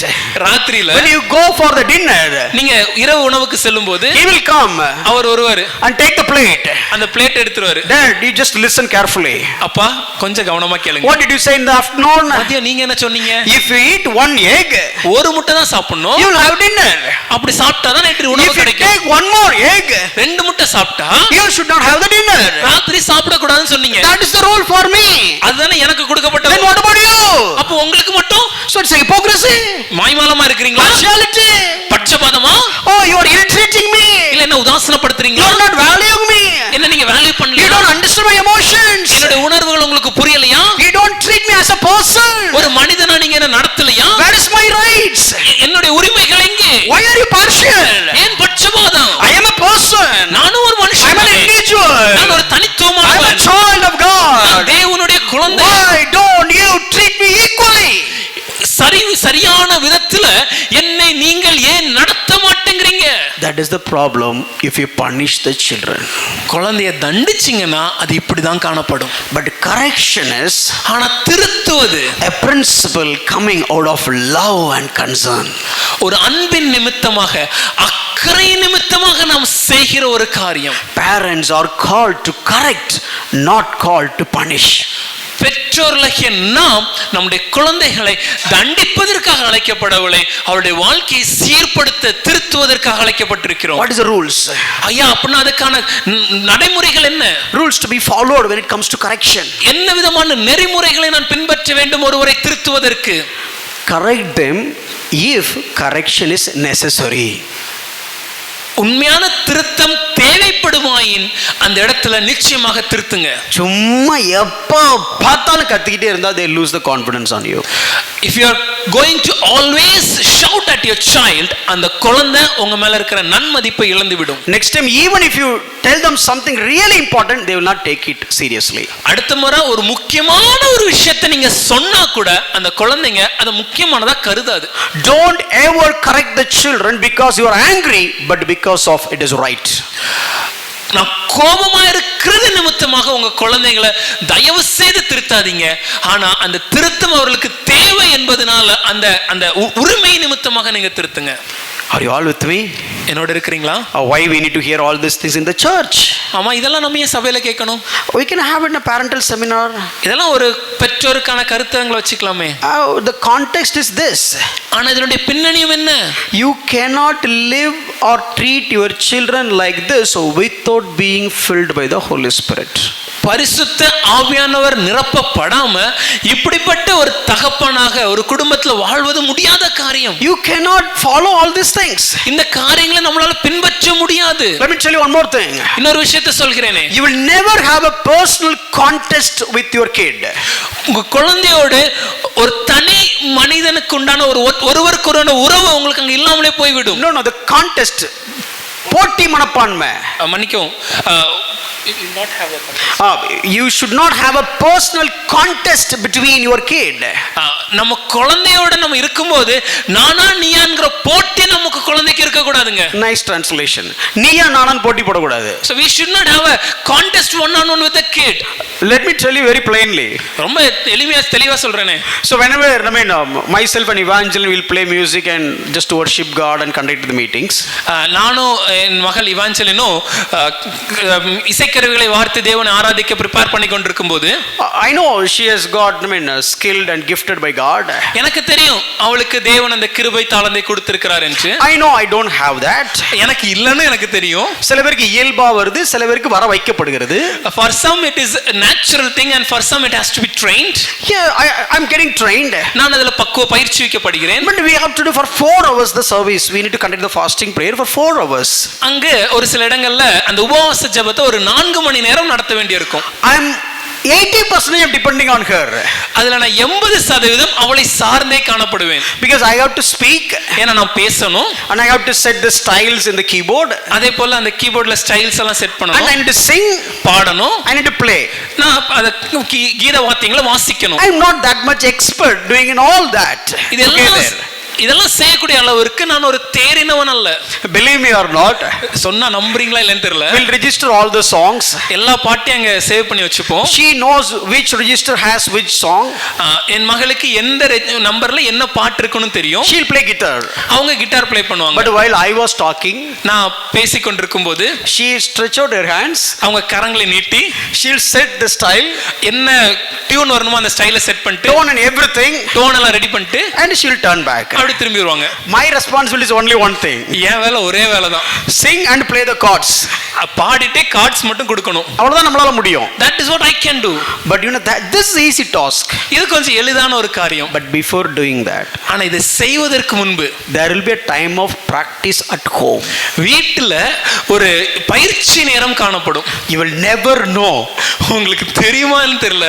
How much God will mold me and how much God had molded me and trained me in those conversations. அந்த பேச்சு அந்த ட்ரெய்னிங் டைம்ல தேவன் என்னை எந்த அளவுக்கு பக்குவப்படுத்தி இருக்கிறார், செதுக்கி இருக்கிறார்னு. Her simple words provoke me like anything. அவங்க சாதாரணமா சொல்ற விஷயம் என்ன அவ்வளவு கோபத்தை எனக்கு உருவாக்கும். I'll say, no, I know you have talent, but give respect. I'm your dad. நான் சொல்லுவேன், உனக்கு திறமை இருக்குன்னு எனக்கு தெரியும், ஆனா மரியாதையா பேசு, நான் உங்க அப்பா. If you have pride, God will remove you and God will put you somebody else. I don't know who will come. உனக்கு பெருமை வந்துடுச்சுன்னா தேவன் உன்னை மாற்றி வேறொருவரை கொண்டு வந்துருவான்னு சொல்லுவேன், ஆனா அது யாருன்னு எனக்கு கூட தெரியாது. I really don't know why did I say all that. அதெல்லாம் நான் ஏன் சொன்னேன்னு கூட எனக்கு தெரியாது. She will look at me like, in a strange way. ஏன் இப்ப கத்துறான் சம்பந்தமே இல்லாம.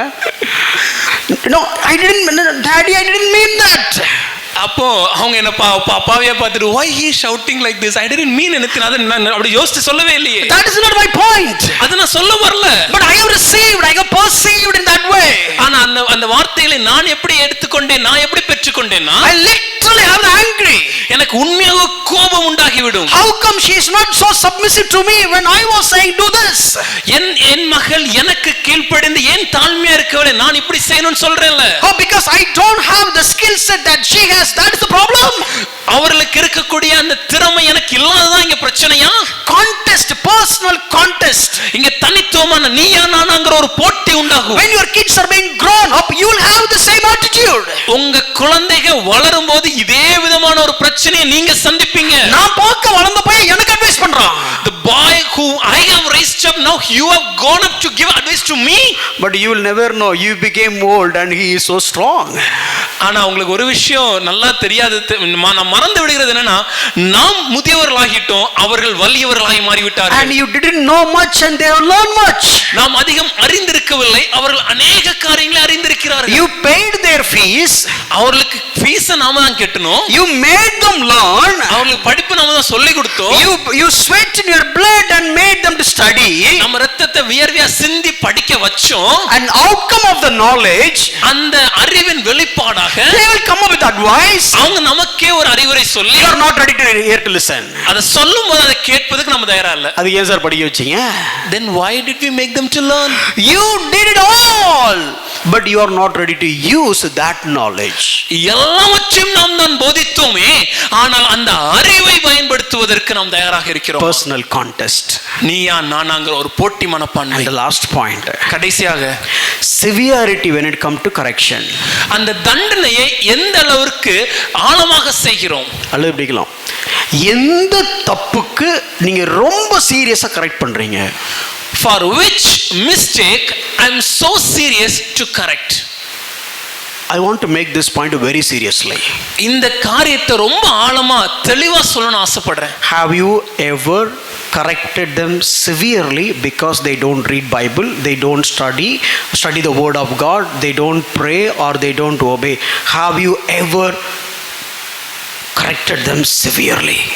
ஐயா, என் மகனோ மகளோ வேதத்தை படிக்கவில்லை, வேதத்தை தியானிக்கவில்லை, ஜெபிக்கவில்லை, பெற்றோருக்கு கீழ்ப்படியவில்லை, இப்படிப்பட்ட காரியங்கள் வரும்போது நான் ரொம்ப அதீதமாக அவர்களை திருத்துவேன் என்று நீங்க சொல்ல முடியுமா? If they scored less, you got irritated. But if they don't go or if they lack in their sanctification, you are not irritated. ஐயா, நம்ம பிள்ளை மதிப்பெண் குறைவாக எடுக்கும்போது நமக்கு பயங்கர கோபம் உண்டாகுதே, ஆனா அதே நேரத்தில் அவர்களுடைய ஆவிக்குரிய பரிசுத்தம் குறைந்து போகும்போது நமக்கு கோபம் உண்டாகிறதா? I'm making it very seriously. நான் ரொம்ப தெளிவாக இதை சொல்றேன். You are accountable, my dear friend. எனக்கு அன்பான நண்பர்களே, நாம் கணக்கு கொடுக்க வேண்டும். One day God will ask all these things. ஒரு நாள் நிச்சயமாகவே தேவன் கணக்கு கேட்பார். See, if your child, whether it's saved or not, God will not come and ask me. உங்க குழந்தை ரட்சிக்கப்பட்டாரா இல்லையாங்கிற காரியத்தை தேவன் என்னிடம் வந்து கேட்க மாட்டார். God will not ask the Sunday school teacher. அதை வேத பாடசாலையில் இருக்கிற ஆசிரியரிடம் கேட்க மாட்டார். God will come and ask you. அதை பெற்றோரிடம் உங்களிடம் வந்து கேட்பார். How much serious severity you have when it comes to chastisement, dealing the salvation, the sanctification and the godly things. நம்முடைய பிள்ளைகளுடைய ரட்சிப்பை குறித்த காரியங்கள், அவருடைய வாழ்க்கையில் பரிசுத்தத்தை குறித்த காரியங்கள், தேவ பக்தியுள்ள நடக்கை குறித்த காரியங்களில் நாம எந்த அளவிற்கு கரிசனை உள்ளவர்களாக அவர்களை நாம் சிட்சிக்கிறோம். We are not neglecting studies. படிப்பை நாம் உதாசீனப்படுத்துறது. We are not neglecting their future. அவங்களுடைய எதிர்காலத்தை உதாசீனப்படுத்துறது இல்ல. We have the savings. அதற்காக நாம் பணத்தை சேர்த்து வைக்கிறோம். We have the LIC. அதற்காக LICல பிளான் இருக்கு. We have the bonds. அதற்காக bonds வாங்கி வைக்கிறோம். And we are doing all that. இதெல்லாம் வச்சும் செய்கிறோமே. We have insurance. அதற்கு இன்சூரன்ஸ் எடுக்கிறோம். Oh, we are planning for the higher education. அவருடைய மேற்படிப்பிற்கு நாம் தயார்படுகிறோம். And we are accumulating money. பணத்தை சேர்க்கிறோம். And we are building homes. வீடுகளை கட்டுகிறோம். We are buying plots. நிலங்களை வாங்குகிறோம். And we are investing in the shares. அதற்காக ஷேர்ல இன்வெஸ்ட் பண்ணுகிறோம். If somebody is asking why are you doing all that? ஒருவேளை யாராவது ஒருவர் வந்து இதெல்லாம் ஏன் செய்கிறீர்கள் என்று கேட்டால், I love my kid. என் குழந்தையை நான் நேசிக்கிறேன். So I am doing all that. ஆகவே இதெல்லாம் வச்சு நான் செய்கிறேன். If your kid is lost, if their soul is lost, then what is the point of doing all that? ஆனால் அவர்கள் ஆத்துமாவை அவர்கள் இழந்து போவார்களே ஆகின், உலகம் அனைத்தையும் ஆதாயப்படுத்தினாலும் இதெல்லாம் செய்தாலும் அதனால என்ன லாபம்? How much efforts you have taken for their salvation? அவருடைய ரட்சிப்பிற்காக நாம் என்ன பிரயாசப்பட்டோம்? How much effort you have taken for their sanctification? அவர்களை பரிசுத்தப்படுத்துவதற்காக என்ன பிரயாசப்பட்டோம்? How much effort we are taking for their education? அவருடைய படிப்பிற்கு பிரயாசப்படுறோமே. And their future. எதிர்காலத்துக்கு பிரயாசப்படுறோமே. But have you worried about their eternal life? அவருடைய நித்திய வாழ்க்கை குறித்து கரிசனையோடு இருக்கிறோமா? If your doctor is lost. ஐயா, உங்க குழந்தை நீங்க தொலைச்சிங்கன்னா தொலைச்சிட்டீங்க. If you make him as a doctor but still his soul is lost, he will last forever. ஒருவேளை நீங்க அவர்களை ஒரு மருத்துவரா உருவாக்கி இருந்தாலும் கூட அவர்கள் ஆத்துமாவை அவர்கள் இழந்து விட்டால் எல்லாம் இழந்து விடுமே. If you make him as an Elon Musk and his soul is lost. ஒருவேளை உலகத்துல பணக்காரராக எலன் மாஸ்க் மாதிரி கூட அவர்கள் நீங்க மாத்திட்டாலும் ஆத்துமாவை இழந்தீர்கள் என்றால் எல்லாவற்றையும் தொலைத்து விட்டோமே. The greatest ever loss of any soul is the loss of the soul. இந்த உலகத்தில் இருக்கக்கூடிய மனிதனுடைய மிகப்பெரிய இழப்பு எதுவென்றால் அவருடைய ஆத்துமாவை இழப்பதே. Again, let's come back to the accountability. மறுபடியும் அந்த கணக்கு கொடுக்க வேண்டிய காரியத்தை பார்ப்போமே. If God is asking you, தேவன் உங்களிடத்தில் கேட்டால், okay, you did that, okay, I know you accumulated all the wealth for his future, fantastic. என் மகனே, உன்னுடைய பிள்ளைக்காக எல்லா சொத்தையும் நீ சேர்த்து வைத்தாயே, உன்னை பாராட்டுகிறேன். And no, you are given a very good education, super. ஒரு நல்ல பாடத்தை ஒரு கல்வி அறிவை அவனுக்கு கொடுத்தாயே, உன்னை நான் பாராட்டுகிறேன். And you raised him with all the extra talents doing this and that. It was fantastic. எல்லா திறமைகளிலும் எல்லா விதமான காரியங்களிலும் கை தேர்ந்தவனாக வல்லவனாக அவனை உருவாக்கினாயே, உன்னை பாராட்டுகிறேன். You spent this much money for your kid and for all these things. இதெல்லாம் உன்னுடைய குழந்தைக்கு கொடுப்பதற்கு இவ்வளவு பணத்தை நீ செலவு செய்தாயே, உன்னை பாராட்டுகிறேன். How much money you have spent for his spiritual growth? ஆனால் அவனுடைய ஆவிக்குரிய வாழ்க்கையின் வளர்ச்சிக்காக எவ்வளவு பணத்தை நீ முதலீடு செய்தாய்? How much effort you have put for his spiritual growth? அவனுடைய ஆவிக்குரிய வாழ்க்கையின் வளர்ச்சிக்காக எவ்வளவு பிரயாசங்கள் நீ பட்டாய்? How many days you really strive hard and yearn to raise your kid as a godly one? எத்தனை நாட்கள் உன்னுடைய வேர்வை இரத்தமாக சிந்தி உழைத்து ஒரு தேவ பக்தியுள்ள மகனாக மகளாக உருவாக்குவதற்காக நீ செய்தாய் என்று தேவன் கேட்டால்? You are stewards. நாம உக்ரானக்காரருங்க. I'm not saying something like a rocket. I'm not teaching something like rocket science. இது ஏதோ ஒரு ராக்கெட் சயின்ஸ் மாதிரியான பாடம்லாம் இல்ல. We all know what I'm saying is right. நம்ம எல்லாருக்கும் நல்லா தெரியும் நான் சொல்ற எல்லா காரியங்களும் உண்மைன்னு. But we don't treat this as highest priority. ஆனா இதற்கு ஒரு முக்கியத்துவத்தை கொடுத்து நம்ம வாழ்க்கையில நம்ம செய்வதில்லை. The church there where I have learned all these things. நான் எந்த சபையில இந்த காரியங்கள் எல்லாம் பயிற்சி வைக்கப்பட்டேனோ, when I was in the United States in my church they will say this statement. நான் அமெரிக்க தேசத்துல இருக்கும்போது என்னுடைய சபையில அவங்க இந்த காரியத்தை சொல்லுவாங்க. Why I am saying that country, you know how good when it comes to technology and all these things. ஏன் அந்த தேசத்தின் பெயரை சொன்னேன்னா உங்களுக்கு தெரியும் அமெரிக்க தேசம் எந்த அளவிற்கு அறிவியலிலும் நுண்ணறிவிலும் வளர்ந்திருக்கிறது என்று. They will say this. அவங்க இந்த காரியத்தை சொல்லுவாங்க. Do you really think that your kid will become a good and pious saint by keeping him just a couple of hours in the church and the rest of hours in the outside of the church and the school? Don't expect that. You are raising a monster. உங்க குழந்தை ஒரு சில மணி நேரங்கள் சபையில இருப்பது நிமித்தமால் மட்டும் மற்ற எல்லா நேரங்கள் சபைக்கு வெளியே உலகத்துல காணப்படுவதனால சில நேரம் சபையில் அவங்க வாழ்ந்ததுனால ஒரு பரிசுத்தமான அவங்க வாழ்வாங்க நீங்க நினைக்காதீங்க. அவங்க உலகத்தில் அதிகமாக கற்றுக்கொண்டு ஒரு அரக்கனாக உருவாக்குகிறார்கள். You want to train your kid as a saint or a monster, it is based on your choice. ஒரு பரிசுத்தவானாக அவனை உருவாக்குவதும் ஒரு அரக்கனாக அவனை உருவாக்குவதும் உங்கள் கரத்தில் இருக்கக்கூடிய ஒரு தேர்ந்தெடுப்பு. Do not provoke your children. உங்கள் குழந்தைகளை கோபமூட்டாதீர்கள். So this is don'ts. இதெல்லாம் செய்யக்கூடாது. Then what should I do? அப்ப நான் என்ன செய்யணும்? Look at the same verse. அதே வசனத்தை பாருங்க. 6:4 Ephesians. எபேசியர் 6ஆம் அதிகாரம் 4வது வசனம். But bring them up in the discipline and instructions of the Lord. Instruction of the Lord. கர்த்தருக்கேற்ற சிட்சையிலும் போதனையிலும் அவர்களை வளர்ப்பீர்களாக. And what do you mean by bring them up? அவங்களை வளர்ப்பதுனா என்ன? Look at the Greek word. It is எக்ட்ரோஃபோ. அதனுடைய கிரேக்க பதம் எக்ட்ரோஃபோ என்பது. So that is what bring them up. அதுதான் வளர்ப்பீர்களா என்று. But they use the same word in other place. ஆனால் இதே வார்த்தை வேறு சில இடங்களிலும் பயன்படுகிறது. Ephesians 5:29. எபேசியர் 5ஆம் அதிகாரம் 29வது வசனம். This is nourishes. இது போஷித்து. போஷித்து. It's like nourishing. The same Greek word ektrifo. அதே கிரேக்க பதமான எக்ட்ரிஃபோ பயன்படுத்தப்படுகிறது. So what do you mean by that? அதனுடைய அர்த்தம் என்ன? So if you go back Ephesians 6:4, எபேசியர் 4ஆம் அதிகாரம் 6ஆம் வசனத்தை வாசிக்கும்போது bring them up in the discipline can be read nourish them in the discipline. அவர்களை சிட்சையில் நாம் வளர்க்க வேண்டும் என்று சொல்வதை போஷித்து வளர்க்க வேண்டும் என்றும் புரிந்து கொள்ளலாம். So what do you mean by that bring them up? அப்படினா வளர்க்க வேண்டும் என்றால் என்ன? What do you mean by nourishing them? போஷிப்பது என்றால் என்ன? So nourishing is something like not nourishing their worldly needs, nourishing in every aspect of their kids. ஐயா இந்த உலகத்துக்கு அடுத்த காரியங்களில் மாத்திரம் அவர்களை போஷிப்பது அல்ல, அந்த குழந்தைக்கு தேவையான எல்லா விதமான இடங்களிலும் வகைகளிலும் அவர்களை போஷிப்பது. Give the nourishment for their physical growth. அவருடைய சரீர வளர்ச்சிக்கேற்ற போஷிப்பை கொடுக்க வேண்டும். Provide food. அவர்களுக்கு தேவையான உணவு. Give them good shelter. நல்ல உறைவிடம். Give them very good clothing. நல்ல உடைகள். Give them good study. நல்ல படிப்பு. Give them enough and necessary needs. தேவையான எல்லாவற்றையும் சந்திப்பது. But at the same time, ஆனால் அதே நேரத்தில் nourish them emotionally. அவருடைய உணர்ச்சிகளையும் நாம் போஷிக்க வேண்டும். Understand their emotions. அவருடைய உணர்வுகளை புரிந்து கொள்ள வேண்டும். Understand their expectations. அவருடைய எதிர்பார்ப்புகளை புரிந்து கொள்ள வேண்டும். Understand their longings. அவருடைய ஏக்கங்களை புரிந்து கொள்ள வேண்டும். Understand their problems.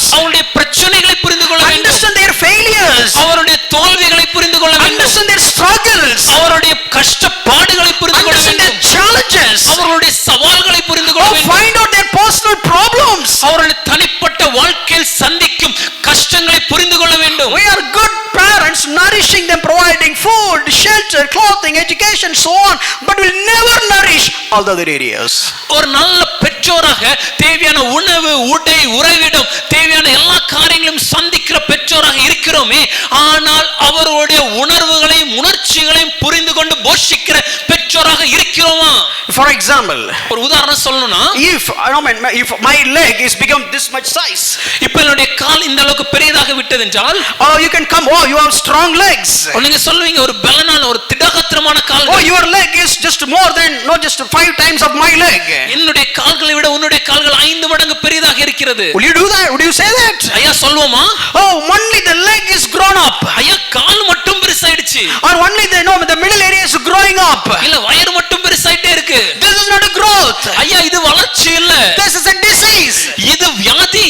My dear friend, எனக்கு அன்பான my dear பெற்றோரே, brothers and sisters, எனக்கு அன்பான சகோதர you சகோதரிகளே, are not nourishing your kids, but you are making them sick people. உங்க குழந்தைகளை போஷித்து வளர்ப்பதை விட வளர்க்காமல் அவர்களை ஒரு வியாதியஸ்தரா மாற்றி விடுகிறோம். இந்த கால் மட்டும் பெருசாச்சுன்னா அது build up இல்ல, அது puffed up, அது யானைக்கால் வியாதி. If only this leg is getting bulged out, that is not a healthy sign, but that is a disease. That is a disease. அது வியாதி. So when it comes to a kid, உங்க குழந்தையை பார்க்கும்போது spirit, soul, body, ஆவி, ஆத்துமா, சரீரமும் you have to nourish, மூன்றையும் நாம் போஷிக்க you have to வேண்டும். give them food, நல்ல உணவு கொடுக்கணும். not just for their souls, அவங்களுக்கு அவங்களுடைய ஆத்துமாக்கு மாத்திரம் இல்ல, not for their bodies, சரீரத்திற்கு மாத்திரம் இல்ல, what about their spirit, அவங்களுடைய ஆவி என்னவாயிற்று, who they are. அவர்கள் யார், If you don't treat them emotionally, அவர்களுடைய உணர்வுகளுக்கு சரியான if you விதத்தில் don't nourish them spiritually, ஆவிக்குரிய போஷிப்பை கொடுக்கலனா, but you nourish them with all other things, ஆனா சரீரப்பிரகாரம் எல்லாவற்றையும் செய்தோம் என்றால் you are raising a sick kid. ஒரு வியாதி நிறைந்த ஒரு குழந்தையை தான் நாம் உருவாக்கி கொண்டிருக்கிறோம். சார் என் பிள்ளைக்கு நல்ல படிப்பை கொடுத்துட்டேன் sir. Brother, I have given a wonderful studies for my child. சொத்து நிறைய சேர்த்து வச்சிருக்கேன் sir. I have saved lot of resources. Investment நிறைய போட்டு வச்சிருக்கேன் I have sir. done so much investment. Insurance போட்டு வச்சிருக்கேன் I sir. have taken insurance. எல்லாம் இருக்கு சார். I have everything. நல்ல கார் ஓட்டுவான் sir. He will drive the car. நல்ல wonderfully. bike ஓட்டுவான் sir. He will drive the bike. நல்ல பாடுவான் He sir. will sing well. ஆனா திமிர் பிடிச்சவன் sir. But he is a rebel man. Monster. ஐயா அது ஒரு அரக்கன். Monster with all good qualities. ஒரு நல்ல குணாதிசயங்கள் நிறைந்த ஒரு அரக்கனாக Let மாறுகிறான். me put it in this way. இப்படி சொல்றேனே, A man is so fair, looking so fair. ஒரு மனிதன் ரொம்ப அழகான ஒரு மனிதனாக காணப்படுகிறான். Neatly dressed, very good attire. ஒரு அருமையான ஒரு உடை அணிந்து அற்புதமாக தோற்றமளிக்கிறான். And wonderfully spoken. நன்றாக பேசும் ஒரு மனிதனாக இருக்கிறான். Very, very good eloquency. நல்ல ஒரு வாயுள்ள வார்த்தை ஜாலம் நிறைந்த Nice language. அருமையான சொற்றொடர். Oh, rich car. நல்ல ஒரு வாகனம். And very good appearance. வெளியே பார்க்கும்போது அருமையான ஒரு தோற்றம். But basically he is a psycho. ஆனா உண்மையில ஒரு மனவியாதி நிறைந்தவனா. Abusing children. பிள்ளைகளை உதாசீனப்படுத்தி கொடுமைப்படுத்துறவனா. Don't forget that he was also a child once upon a time. ஒரு விஷயத்தை நாம் மறந்துடக்கூடாது. இன்னைக்கு பித்து பிடித்தவன் போல இருக்கிற அந்த மனிதனும் ஒரு நாள் ஒரு குழந்தையாக இருந்து காயப்பட்டவன். The problem is, பிரச்சனை என்னன்னா, their parents nourished him how to speak. அந்த குழந்தையா இருக்கும்போது எப்படி பேசணும்னு அவனை பெற்றோர் அவனுக்கு சொல்லி கொடுத்தாங்க. Nourished him with eloquency. வார்த்தை ஜாலத்துல அவனுக்கு பக்குவப்படுத்தினாங்க. Nourished him with education. படிப்புல அவனுக்கு சொல்லி கொடுத்தாங்க. Nourished him with culture. சமுதாயத்துல கலாச்சாரத்துல போஷித்தாங்க. But poorly nourished when it comes to character and godliness. ஆனால் குணாதிசயத்திலும் தேவ பக்தியுள்ள ஒரு வாழ்க்கையிலும் அவன் ஒரு சரியான போஷாக்கை பெறாம காணப்பட்டான். You know, nowadays the biggest curse of the society, இன்னைக்கு நம்ம சமுதாயத்துல இருக்கிற மிகப்பெரிய பிரச்சனை என்ன தெரியுமா? you know what is the biggest problem in the society now? இன்னைக்கு சமுதாயத்துல இருக்கிற மிகப்பெரிய பிரச்சனை என்ன தெரியுமா? The biggest assets are being corrupted. Biggest, greatest assets are being corrupted. நமக்கு இருக்கக்கூடிய மிகப்பெரிய சொத்துக்களை நாம் இழந்து கொண்டிருக்கிறோம். கரப்ட் ஆயிட்டு கெட்டு போயிடுச்சு. You know who is that asset? அந்த மிகப்பெரிய சொத்து யார் தெரியுமா? Our children. நம்ம குழந்தைங்க தான். And how it is corrupted? எப்படி அது கெட்டு போய் கொண்டிருக்கிறது? இருக்கிறது. Because too much of knowledge. அதிகமான அறிவு. You have so much knowledge and the knowledge corrupted our generations. அதிகமான அறிவு இருக்கிறது, ஆனா அந்த அறிவே நம்முடைய குழந்தைகளை சீரழித்து கெட்டு போய்விட்டது. Sixth, what is the time, age limit for getting license? நாம் வாகனம் ஓட்டுவதற்கான ஓட்டுரிமை பெறுவதற்கான வயது எத்தனை? What is the age limit? எத்தனை வயசுல வாகனம் ஓட்டுரிமை எடுக்கலாம்? Do you think that all these kids are just riding the bikes and all the high end bikes on the roads, all are more than 18 years old?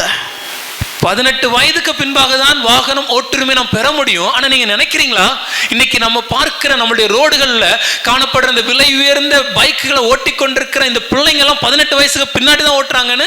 They easily learn how to drive. ரொம்ப எளிதா ஓட்ட கத்துக்கறாங்க. Easily learn how to handle the gadgets. நம்மளுடைய gadgets mobiles எப்படி பயன்படுத்தணும் எளிதா கத்துக்கறாங்க. We taught them how to use AI. அறிவியல் நுண்ணறிவை எப்படி பயன்படுத்தணும் நாம கத்துக் கொடுக்கிறோம். And the school is educating them use ChatGPT. இன்னைக்கு பள்ளிக்கூடங்கள்ல ChatGPT பயன்படுத்த கத்துக் கொடுக்கறாங்க. And we are training them. நாம பயிற்சி வைக்கிறோம். No more. அதிகமா அறிந்து கொள். While you are around, he will check, okay, how to make a robot. He will search. நீங்க இருக்கும்போது அவன் பார்க்கும்போது அவன் தேடி பார்க்கிறான் ஒரு ரோபோட்டை எப்படி உருவாக்குவது. But when you are not alone, when he is alone, ஆனால் அவன் தனியாக இருக்கும்போது what he will search? அவன் எதை தேடுகிறான்? In his teenage, அவனுடைய 10 பருவத்திலே what he will do with the mobile? அந்த மொபைல்ல என்ன செய்கிறான்? See, earlier days, it's all these things are very, very hard to go and do it and see that. நாம் சில வருடங்களுக்கு முன்பாக இந்த எல்லா காரியங்களையும் அறிவதும் அதை அறிந்து கொள்வதும் காரியங்களை செய்வதும் ரொம்ப கஷ்டம், வாய்ப்புகள் இல்லாத சூழ்நிலை. But nowadays, ஆனால் இப்பொழுது kids are being corrupted because they are being nourished with a lot of knowledge. அதிகமான அறிவை நம்முடைய குழந்தைகளுக்கு கொடுத்து போஷித்ததினாலேயே அவர்கள் அதனாலேயே கெட்டு போக ஆரம்பிச்சாங்க. But parents, we are nourishing their souls. ஆனால் பெற்றோராகிய நாம் அவருடைய ஆத்துமாக்களை போஷிக்க வேண்டும். In my village, நான் இருக்கக்கூடிய கிராமத்தில் 11th standard students, 11ஆம் வகுப்பு படிக்கும் மாணவன், a boy has got a new bike, Duke. அந்த 11ஆம் வகுப்பு மாணவனுக்கு ஒரு புதிய பைக் வாங்கி கொடுத்தாங்க, டியூக்ங்கற bike. And his friend got his bike. அவனுடைய நண்பன் அந்த வாகனத்தை வாங்கி கொண்டான். 11th standard, எல்லாம் 11 வகுப்பு படிக்கிற பசங்க, 16 years old. 16 வயது மாத்திரமே. And the other guy, he has got his own Duke bike. அதுல இருக்க இன்னொரு பையனுக்கு அவனுக்கும் இன்னொரு டியூக் பைக் இருக்கு. They said, okay, let's go for a race. ஒரு பந்தயம் வச்சு பார்க்கலாமா? Where? எங்க? Inside the village. அந்த கிராமத்துக்குள்ள In this road. இந்த ரோட்ல. Oh, let's go for it. நான் ஒரு பந்தயம் வச்சு பாப்போமே. They started the ride. அந்த பந்தயத்தை ஆரம்பிச்சாங்க. No, very good race. அருமையான ஒரு பந்தயம். Oh, there are many people looking at, oh wow, in the வயசுல such a speed, such a bike. நிறைய பேர் அத பார்க்க மச்சான், in young age how can they drive such wonderfully like races? All the friends are applauding. அவருடைய நண்பர்கள் எல்லாம் அவர்களை பாராட்டுகிறார்கள். You know what happened? நடந்தது என்ன தெரியுமா? That there are two bikes. 2 வாகனங்கள். 2 persons. 2 பேர் ஓட்டுனாங்க. The first person, அந்த முதலாவது வாகனம், the one who was leading the race, அந்த பந்தயத்துல முன்னாடி செஞ்சு கொண்டிருந்தவன் got a hit.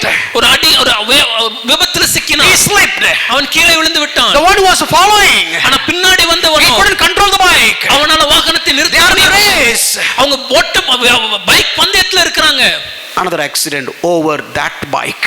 அந்த விழுந்து கிடந்த அந்த இன்னொரு பைக் மேல இவன் மோதி இன்னொரு விபத்தானது. It's gone. மரித்து போனான். Bike is gone. அந்த வாகனம் உடைந்தது, burnt, அது எரிந்து போனது, died. அந்த இடத்துல மரித்தும் போனான். What about their parents? அவங்களுடைய பெற்றோருடைய நிலைமை என்ன? What about their family? அவங்களுடைய குடும்பத்தின் நிலைமை என்ன? What about their society? அந்த சமுதாயத்தின் நிலைமை என்ன? What about the third persons involved? The bike is somebody else has the bike. இந்த காரியத்துல உடன்பட்டிருக்கிற மூன்றாம் நபருடைய நிலைமை என்ன? இந்த வாகனம் அவனுடையது. Talent, திறமை இருக்கு, knowledge, அறிவு இருக்கு, lack in maturity. ஆனா முதிர்ச்சி இல்லையா? What the parents have done that? ஏன் பெற்றோர் இப்படிப்பட்ட காரியத்தை செய்யணும்? When was the last time you sit and talk to your children about behaving mature way? கடைசியாக பெற்றோராகிய நாம் நம்முடைய பிள்ளைகளோட உட்கார்ந்து ஒரு முதிர்ச்சியோட ஒரு வாழ்க்கையை வாழ்வதற்கான நெறிமுறைகளை அவரோட பேசணுமா? Intellectual growth is not sufficient, my dear friend. Intellectual growth is not sufficient. ஒரு உலக பிரகாரமான அறிவில் வளர்வது மாத்திரம் போதுமானது அல்ல. Physical growth is not sufficient. சரீர பிரகாரமான வளர்ச்சி மாத்திரம் போதுமானது அல்ல. Social status is is also not sufficient. இந்த சமுதாயத்துல வளர்ச்சி அடைவது மாத்திரம் போதுமானதல்ல. How much mature when it comes to our spiritual level. ஆவிக்குரிய வாழ்க்கையில எந்த அளவுக்கு முதிர்ச்சி அவரிடத்துல இருக்குது. அதை சொல்லி கொடுக்கிறதுக்கு ஒரே ஒரு வழி தான் இருக்கு. And to teach them this, there is only one way. You can discipline, அவர்களை சிட்சிக்கலாம், and you can அவர்களுக்கு போதனை செலுத்தி through the word. இந்த வேத வசனத்தின் மூலமாகவே I just show you just one point and finish. ஒரே ஒரு காரியத்தை சொல்லி முடிக்க போகிறேன். I don't know how many of you really receive whatever I am saying. நான் சொன்ன காரியத்தை எத்தனை பேர் முழுமையா புரிந்து கொண்டீங்கன்னு எனக்கு தெரியல. But God is mainly focused on families. ஆனா தேவன் குடும்பத்தின் மீது அதீத கவனமுடையவராய் இருக்கிறார். We are much focused on crusades. நாம் அதிக நேரங்களில கன்வென்ஷன் மீட்டிங்ல நம்ம முக்கியத்துவம் கொடுக்கிறோம். And all the big meetings. பெரிய பெரிய கூட்டங்கள் நடத்துறதுல முக்கியத்துவம் கொடுக்கிறோம். But the vision starts at the home. ஆனால் தேவனுடைய தரிசனம் குடும்பங்களிலே ஆரம்பிக்கிறது. Don't ever think to change the nation without change your home. ஐயா, உங்க வீட்டை மாத்தாம தேசத்தை மாத்தலான்னு கனவு கூட காணாதீங்க. I'll just show you one more verse. இன்னொரு வசனத்தை காண்பிக்கிறேன். Here this verse says train your children, right? இந்த வசனம் சொல்லும்போது குழந்தைகளை போதிக்க வேண்டும் என்று. And now 6:4 Ephesians 6:4. எபேசியர் 6ஆம் அதிகாரம் 4வது வசனம். Instruction of the Lord. கர்த்தருக்கேற்ற போதனை. You train them. அவர்களை போதிக்க வேண்டும். You can train them by word. தேவனுடைய வார்த்தையின் மூலமாக போதிக்க வேண்டும். Let me tell you very important thing. One note.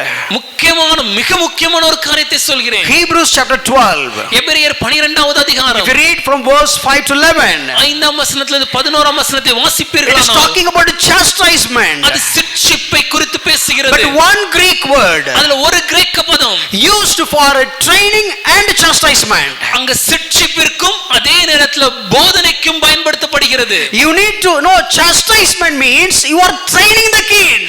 ஐயா, நீங்கள் ஒரு குழந்தையை சிட்சிக்கிறீர்கள் என்றால் அதற்கு அர்த்தம் என்னவாக இருக்க வேண்டும் என்றால் நீங்கள் அந்த குழந்தையை போதிக்கிறீர்கள் என்று. Another way, இல்ல இப்படி சொல்லலாமே, if you are training the kid means you are chastising the kid. நீங்கள் ஒரு குழந்தையை கர்த்தருக்கேற்ற போதனையில நடத்துறீங்கன்னா கர்த்தருக்கேற்ற சிட்சையை கொடுக்கிறீங்கன்னு அர்த்தம். You need to give training through the corrective discipline. ஐயா, சரியான சிட்சையின் மூலமாக அவர்களுக்கு போதிக்க வேண்டும். Teaching and training, both of them you need to do that.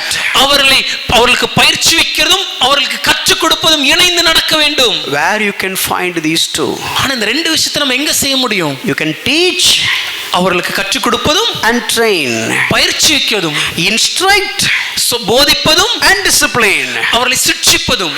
Do you have any entity which has all these attributes?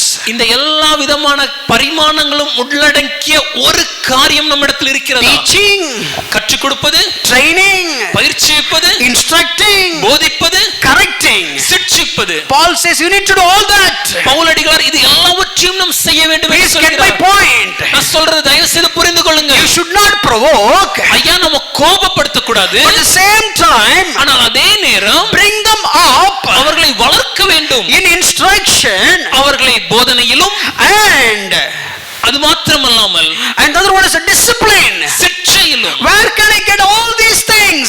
எல்லா காரியங்களையும் நான் எங்கே செய்வேன்? Instruction, போதனை, discipline, சிட்சிப்பு, training, கற்றுக் கொடுத்தல், correction. அவர்களை பயிற்சிவித்தல். Where can I get all these things? இதெல்லாவற்றையும் எங்க செய்ய முடியும்? You can get all these things in one place, that is from word of God. இந்த எல்லா காரியங்களையும் ஒரே இடத்துல நம்மளால் பெற்றுக்கொள்ள முடியுமாயின் அது தேவனுடைய வார்த்தை மாத்திரமே. How much importance are we giving at home when it comes to word of God?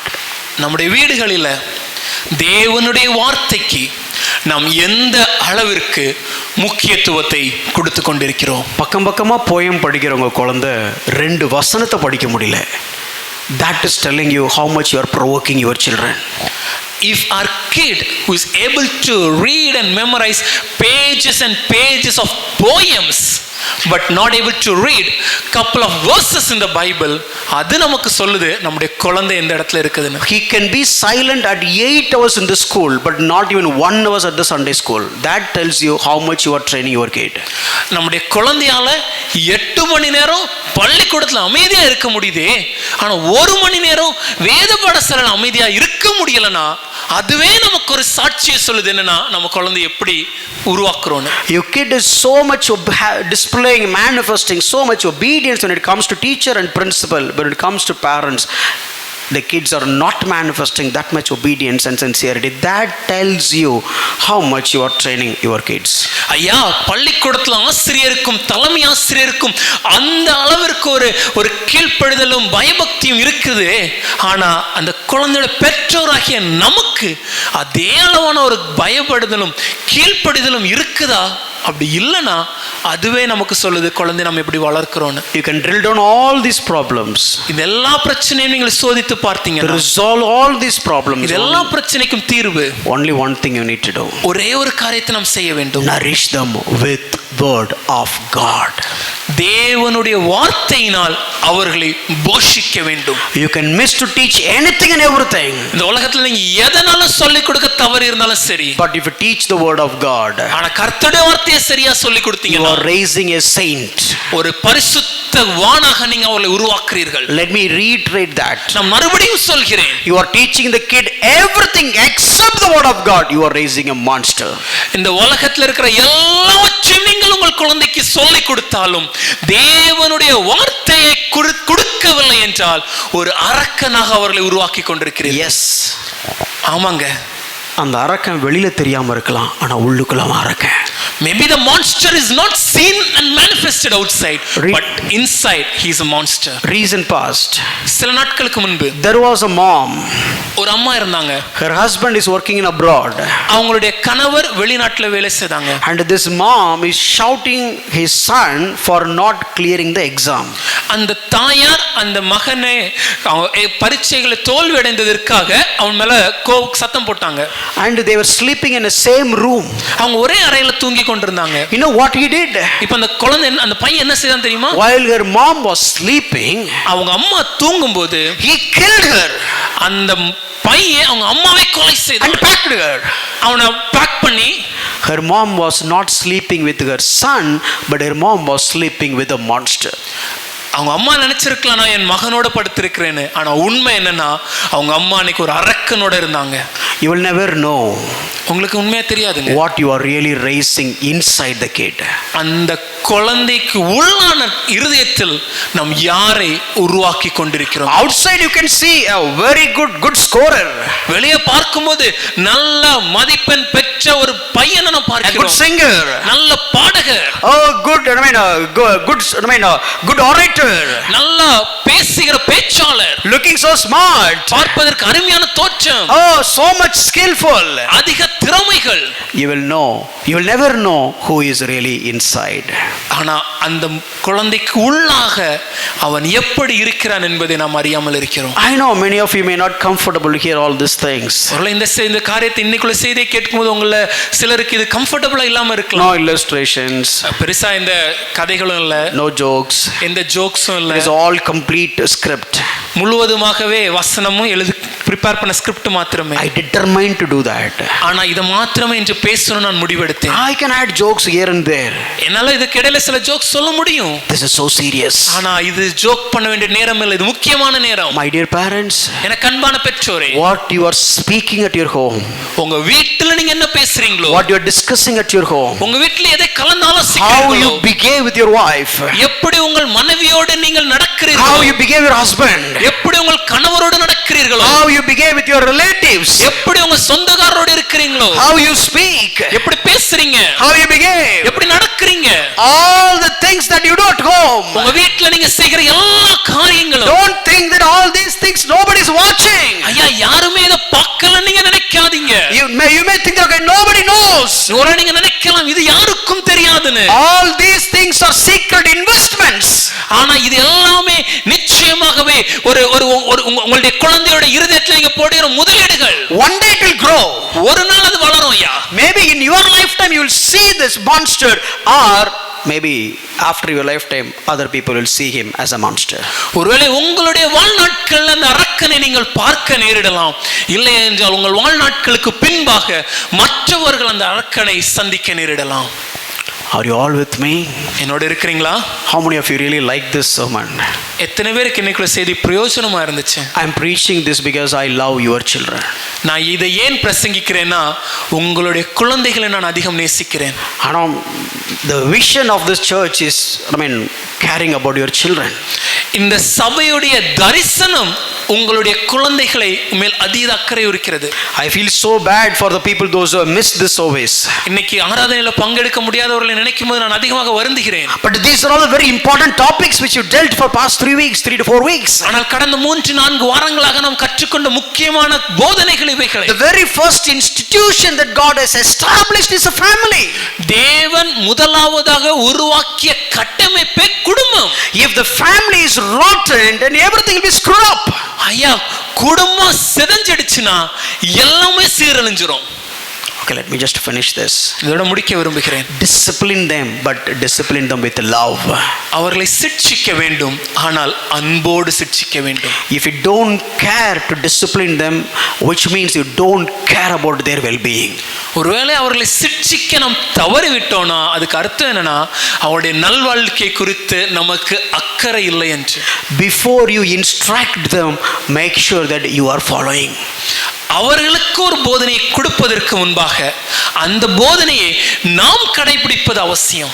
And all your instructions must be tied with the word of God. நீங்க கொடுக்கிற எல்லா ஆலோசனையும் எல்லா போதனையும் தேவனுடைய வார்த்தையின் அடிப்படையிலே காணப்பட வேண்டும். I practice this in my home. இதை எங்க வீட்ல நான் கடைபிடிக்க முயற்சிக்கிறேன். I am telling to Evangeline. நான் என் மகளிடம் சொல்கிறேன். Evangeline, it is not because of what I say. Evangeline, இது நான் சொல்றதுனால இல்ல. But this is what the word of God says. இதுதான் தேவனுடைய வார்த்தை சொல்கிறது. I don't mind if you don't accept it. இதை நீ கேட்கலனா எனக்கு ஒரு பிரச்சனையும் இல்ல. But one day, ஆனால் ஒரு நாள் you and me will come before the throne of God. நீயும் நானும் தேவனுடைய நியாயத்தீர்ப்புக்கு முன்பாக நிற்போம். Your eternity is not based on what your father is doing.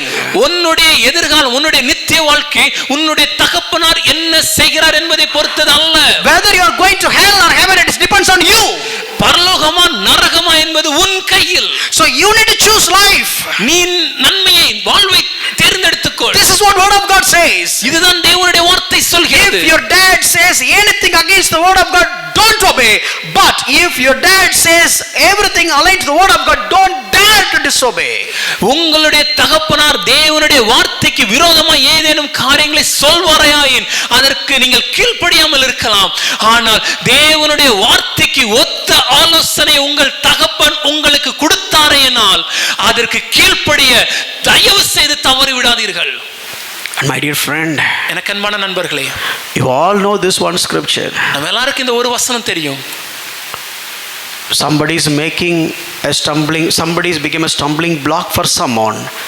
God will not look at the person who really stumbled, but God looked at the person who was a stumbling block and dealt him very severely. நாம் ஒருவருக்கு இடரல் உண்டாக்கினால் தேவன் இடரல் அடைந்த மனிதனை அவர் கேட்பதில்லை, ஆனால் இடரல் உண்டாக்கின மனிதனை அவர் அதிகமாக கணக்கு கேட்கிறார். Apply this principle at your home. உங்க வீட்டிலையும் இந்த சத்தியத்தை அப்ளை பண்ணி பாருங்க. Don't ever be a stumbling block for your kid.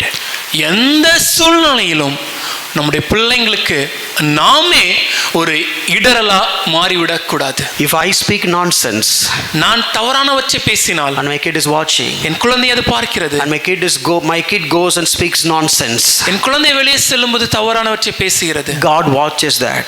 தேவன் அதை பார்க்கிறார். God will not deal with that kid. தேவன் அந்த குழந்தைகிட்ட கேட்க மாட்டார். God will certainly deal with the parent. ஆனா கண்டிப்பா அந்த பெற்றோரிடம் கேட்பார். Because I am a parent. ஏன்னா நான் ஒரு தகப்பன். I am the steward. நான் ஒரு உக்கிரானக்காரர். But I became a stumbling block for my own children. ஆனா என்னுடைய சொந்த குழந்தைக்கு நானே இடரல் உண்டாக்க ஆரம்பிக்கிறேன். Man of God has written this. I just read it and finish. ஒரு தேவ மனிதன் இப்படி எழுதி இருக்கிறார். Woe unto that parent who by unworthy character causes one of these little ones to stumble. ஒரு இந்த உலகத்துல காணப்படுகிற ஒரு தகப்பன், ஒரு பெற்றோர் தன்னுடைய தவறான குணாதிசயத்தின் நிமித்தமாக இந்த சிறியர்களுக்கு ஒரு இடரல் உண்டாக்கினால் அவனுக்கு ஐயோ. தன்னுடைய தவறான குணாதிசயத்தினால் இந்த சிறியரில் ஒருவனுக்கு இடரலை உண்டாக்கக்கூடிய பெற்றோருக்கு ஐயோ ஐயோ. Take this very seriously.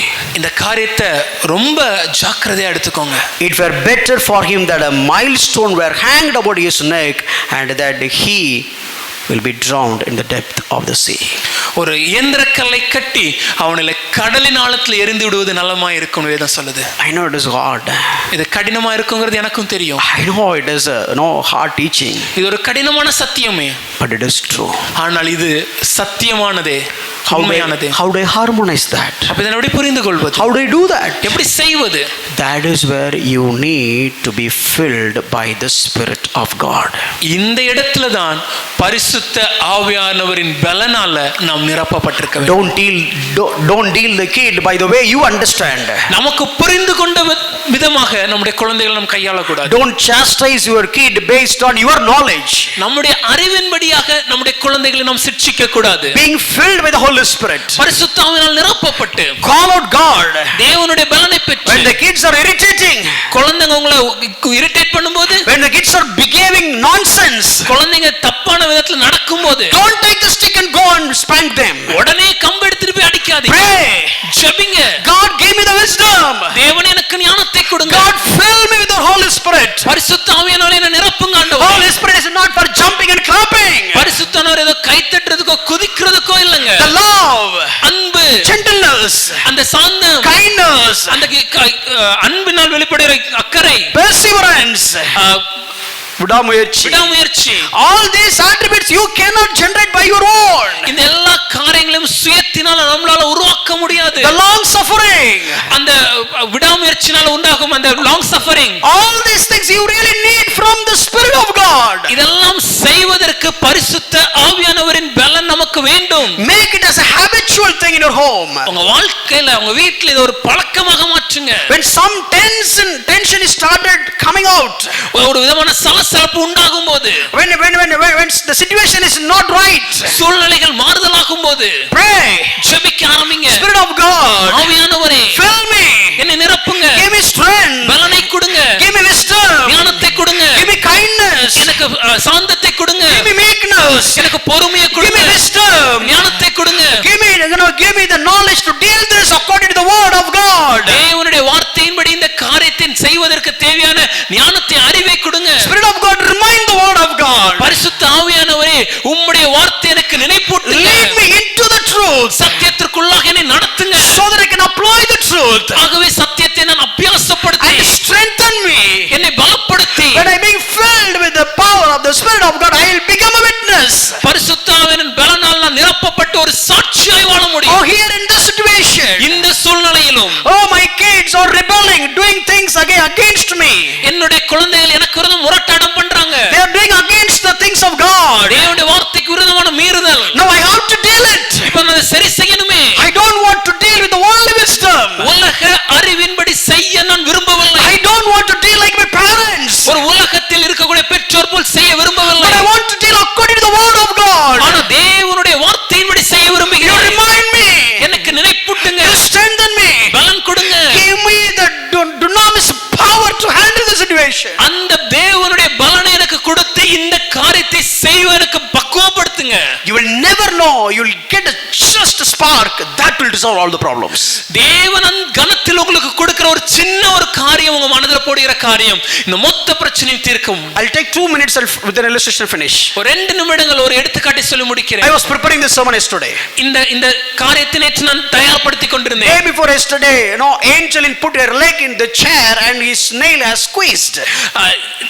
நேற்று தினத்திற்கு முந்தா நேற்று என்னுடைய இளைய மகள் தன்னுடைய காலை அந்த நாற்காலிக்குள்ள வைத்ததுனால அவருடைய சுண்டு விரல் அதுல கொஞ்சம் கட்டை விரல், first finger, the big finger. அந்த கட்டை விரல்ல ஒரு சின்ன காயம் ஏற்பட்டது. So it was bleeding. அதுல ரத்தம் வந்து கொண்டிருந்தது. And the situation is like this. Her leg is hanging on the chair.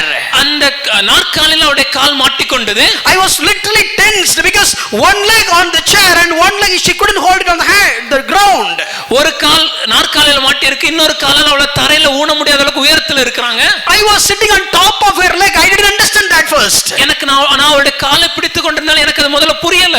No, I was sitting on the chair, so my weight is on her nail. மன்னிக்கவும், நான் அந்த சேர் மேல உட்கார்ந்து இருந்ததுனால என்னுடைய மொத்த வெயிட்டும் அந்த கால்ல அமிழ்ந்ததுனால அங்க விரல் நசுங்கியது. I realized. எனக்கு அதுக்கு பின்பாக தான் புரிந்தது. Then we lifted the chair and we pulled her leg out. அந்த சேரை தூக்கிட்டு அந்த காலை வெளிய எடுத்தோம். Nothing had happened. ஒண்ணும் பெருசா நடக்கல. Bleeding. ரத்தம் வந்தது. She was not ready to step on her, put her foot on the floor. அவ காலை தரையில வைக்கிறதுக்கு பயந்து இருந்தாங்க. And he put some ice and some medication, whatever it is. கொஞ்சம் ஐஸ் சின்ன மருந்து எல்லாம் கொடுத்தோம். Yesterday evening. நேற்று சாயந்திரம். I was preparing the sermon. நான் தயார்படுத்தி கொண்டிருந்தேன். I mean, all the people are here, they are witness. Sylvain and all these people are here. They were there with me.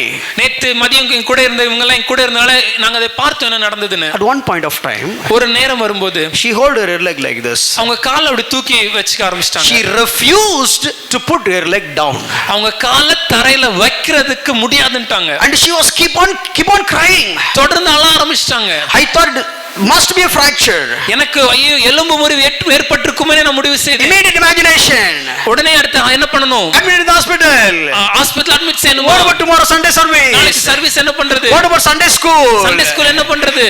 If Abhi is there with Abhi, if we ask Abhi to be there, then who will take care of the Sunday school? ஒருவேளை இதற்காக அபி அக்காவனை நாளைக்கு இருக்க சொன்னோம்னா நாளைக்கு Sunday school என்ன யார் எடுக்க சொல்றது? Oh, no, can I ask my sister or can I ask somebody? All these questions are bombarding my mind. என்னுடைய அக்கா வர சொல்லலாமா இல்ல வேற யாராவது வர சொல்லலாமா இதெல்லா கேள்விகளும் எனக்கு ஓடிக்கொண்டிருந்தது. She was simply crying and just shouting like anything. அவங்க விடாமடி அழுது கொண்டு கத்த ஆரம்பிச்சாங்க. And she was holding her legs like this. அவங்க ஒத்த கால்ல அப்படி நின்னு கொண்டிருந்தாங்க. Not even moving. அசைவதற்கு தயாராக இல்லை. I was praying. நான் ஜெபிக்க ஆரம்பித்தேன். I really don't know what to do. தேவன் எனக்கு என்ன செய்யணும் தெரியல. Feel irritated. எனக்கு கோபம் இரிட்டேட்டா இருக்குதா? Because obviously there was no fracture. ஏனா நிச்சயமாக அங்க fracture இல்லன்னு என்னால புரிய முடியல. I squeezed all the part of the legs. கால்ல எல்லா பகுதியிலயும் நான் அமுக்கி பார்த்தேன். I understand. எனக்கு புரிஞ்சிடுச்சு. But she refused. ஆனா அவங்க தயாரா இல்ல. One small thought. ஒரு சின்ன ஒரு எண்ணம். Can I take you to the park? நான் உன்னை பூங்காக்கு அழைத்து செல்லவான்னு கேட்டேன். Usually we need to take her to the hospital. பொதுவா இந்த நேரத்துக்கு ஹாஸ்பிடல் கூட்டி போணும். Can I take you to the park? பூங்காக்கு அழைத்து செல்லவா? She said, "Oh, okay." அழுது கொண்டு ஓகே அப்படிட்டாங்க. Put a செப்பலை போட்டு கூட்டி போயிட்டேன். And usually she wanted to go through the steps rather than left. பொதுவாகவே அவங்களுக்கு லிஃப்ட்ல போறத விட ஸ்டெப்ஸ்ல போறது பிடிக்கும். Being very honest before God. தேவனுக்கு முன்பாக உண்மையா சொல்றேன். I was asking her, "Go by steps." நான் அவள்ட்ட கேட்டேன், படியில இறங்கி போலாமா? I was praying inside my heart. ஆனா என் இதயத்துக்குள்ள நான் ஜெபித்துட்டு இருந்தேன். தேவனே, I should not make a foolish decision. ஒரு பைத்தியக்காரத்தனமான முடிவு எடுக்கக்கூடாது. She was hopping and just going through the floor. அவங்க காலை அப்படி கிண்டி நடக்க ஆரம்பிச்சாங்க நான் பார்த்தேன். And I thought, Lord, I should not worsen the situation. எனக்கு மனதுக்குள்ள ஐயோ இந்த காயத்தை இன்னும் மோசமா மாத்திர கூடாது. If it is a fracture, I should not spoil her. ஒருவேளை இதுக்கு எலும்பு முறிவா இருந்தா அது மோசமா மாறிடுமே. Let me tell you. ஆனா ஒரு விஷயம் சொல்றேன். She walked along with me to the park. என்னோட நடந்தே அந்த பூங்காக்கு வந்தாங்க. She was playing in the park. அந்த பூங்கால விளையாடுனாங்க. And I made her to walk back to home. திரும்ப நடந்தே கூட்டி வந்தேன். I was satisfactorily prepare my sermon. நான் சந்தோஷமாக இந்த நாளுக்கான காரியத்தை ஆயத்தம் பண்ண Hallelujah. Hallelujah. One thought. ஒரு சின்ன ஒரு small wisdom. ஒரு சின்ன ஒரு தேவனுடைய அந்த கொடுக்கிற அந்த ஞானம். I couldn't read her heart. என்னால அவங்க இதயத்தை புரிய முடியல. I couldn't read her mind. என்னால அவங்க இதயத்தை புரிய முடியல. But I know. ஆனா எனக்கு ஒண்ணு தெரியும். Some fear. ஒரு பயம் இருக்கு. Stopping her to put her leg on down. அந்த பயம் தான் காலை கீழே வைப்பதை தடுக்கிறது. Got the wisdom. ஞானத்தை தேவன் கொடுத்தார். Today she is there with us. இன்னைக்கு நம்மோட அவங்க இன்னைக்கு இருக்காங்க. Ask the power of the Holy Spirit to deal your children. You will raise saints and that saints will raise and change the society and you can see the reformation for God's glory. Amen. Thank you. தேவனுடைய ஞானத்தை பெற்றுக்கொண்டு பரிசுத்த ஆவியானவரின் பலனினாலே உங்கள் பிள்ளைகளை எப்படி வளர்ப்பது என்பதை நீங்கள் கற்றுக்கொண்டு அவர்களை ஒரு பரிசுத்தவான்களாக வளர்க்க ஆரம்பிங்க. இந்த பரிசுத்தவான்களே நாளை தினத்துல சமுதாயத்துல பெரிய மாற்றத்தை உருவாக்குவார்கள். அந்த சமுதாய மாற்றமே ஒரு சீர்திருத்தமாக மாறும். தேவன் உங்களை ஆசீர்வதிப்பாராக.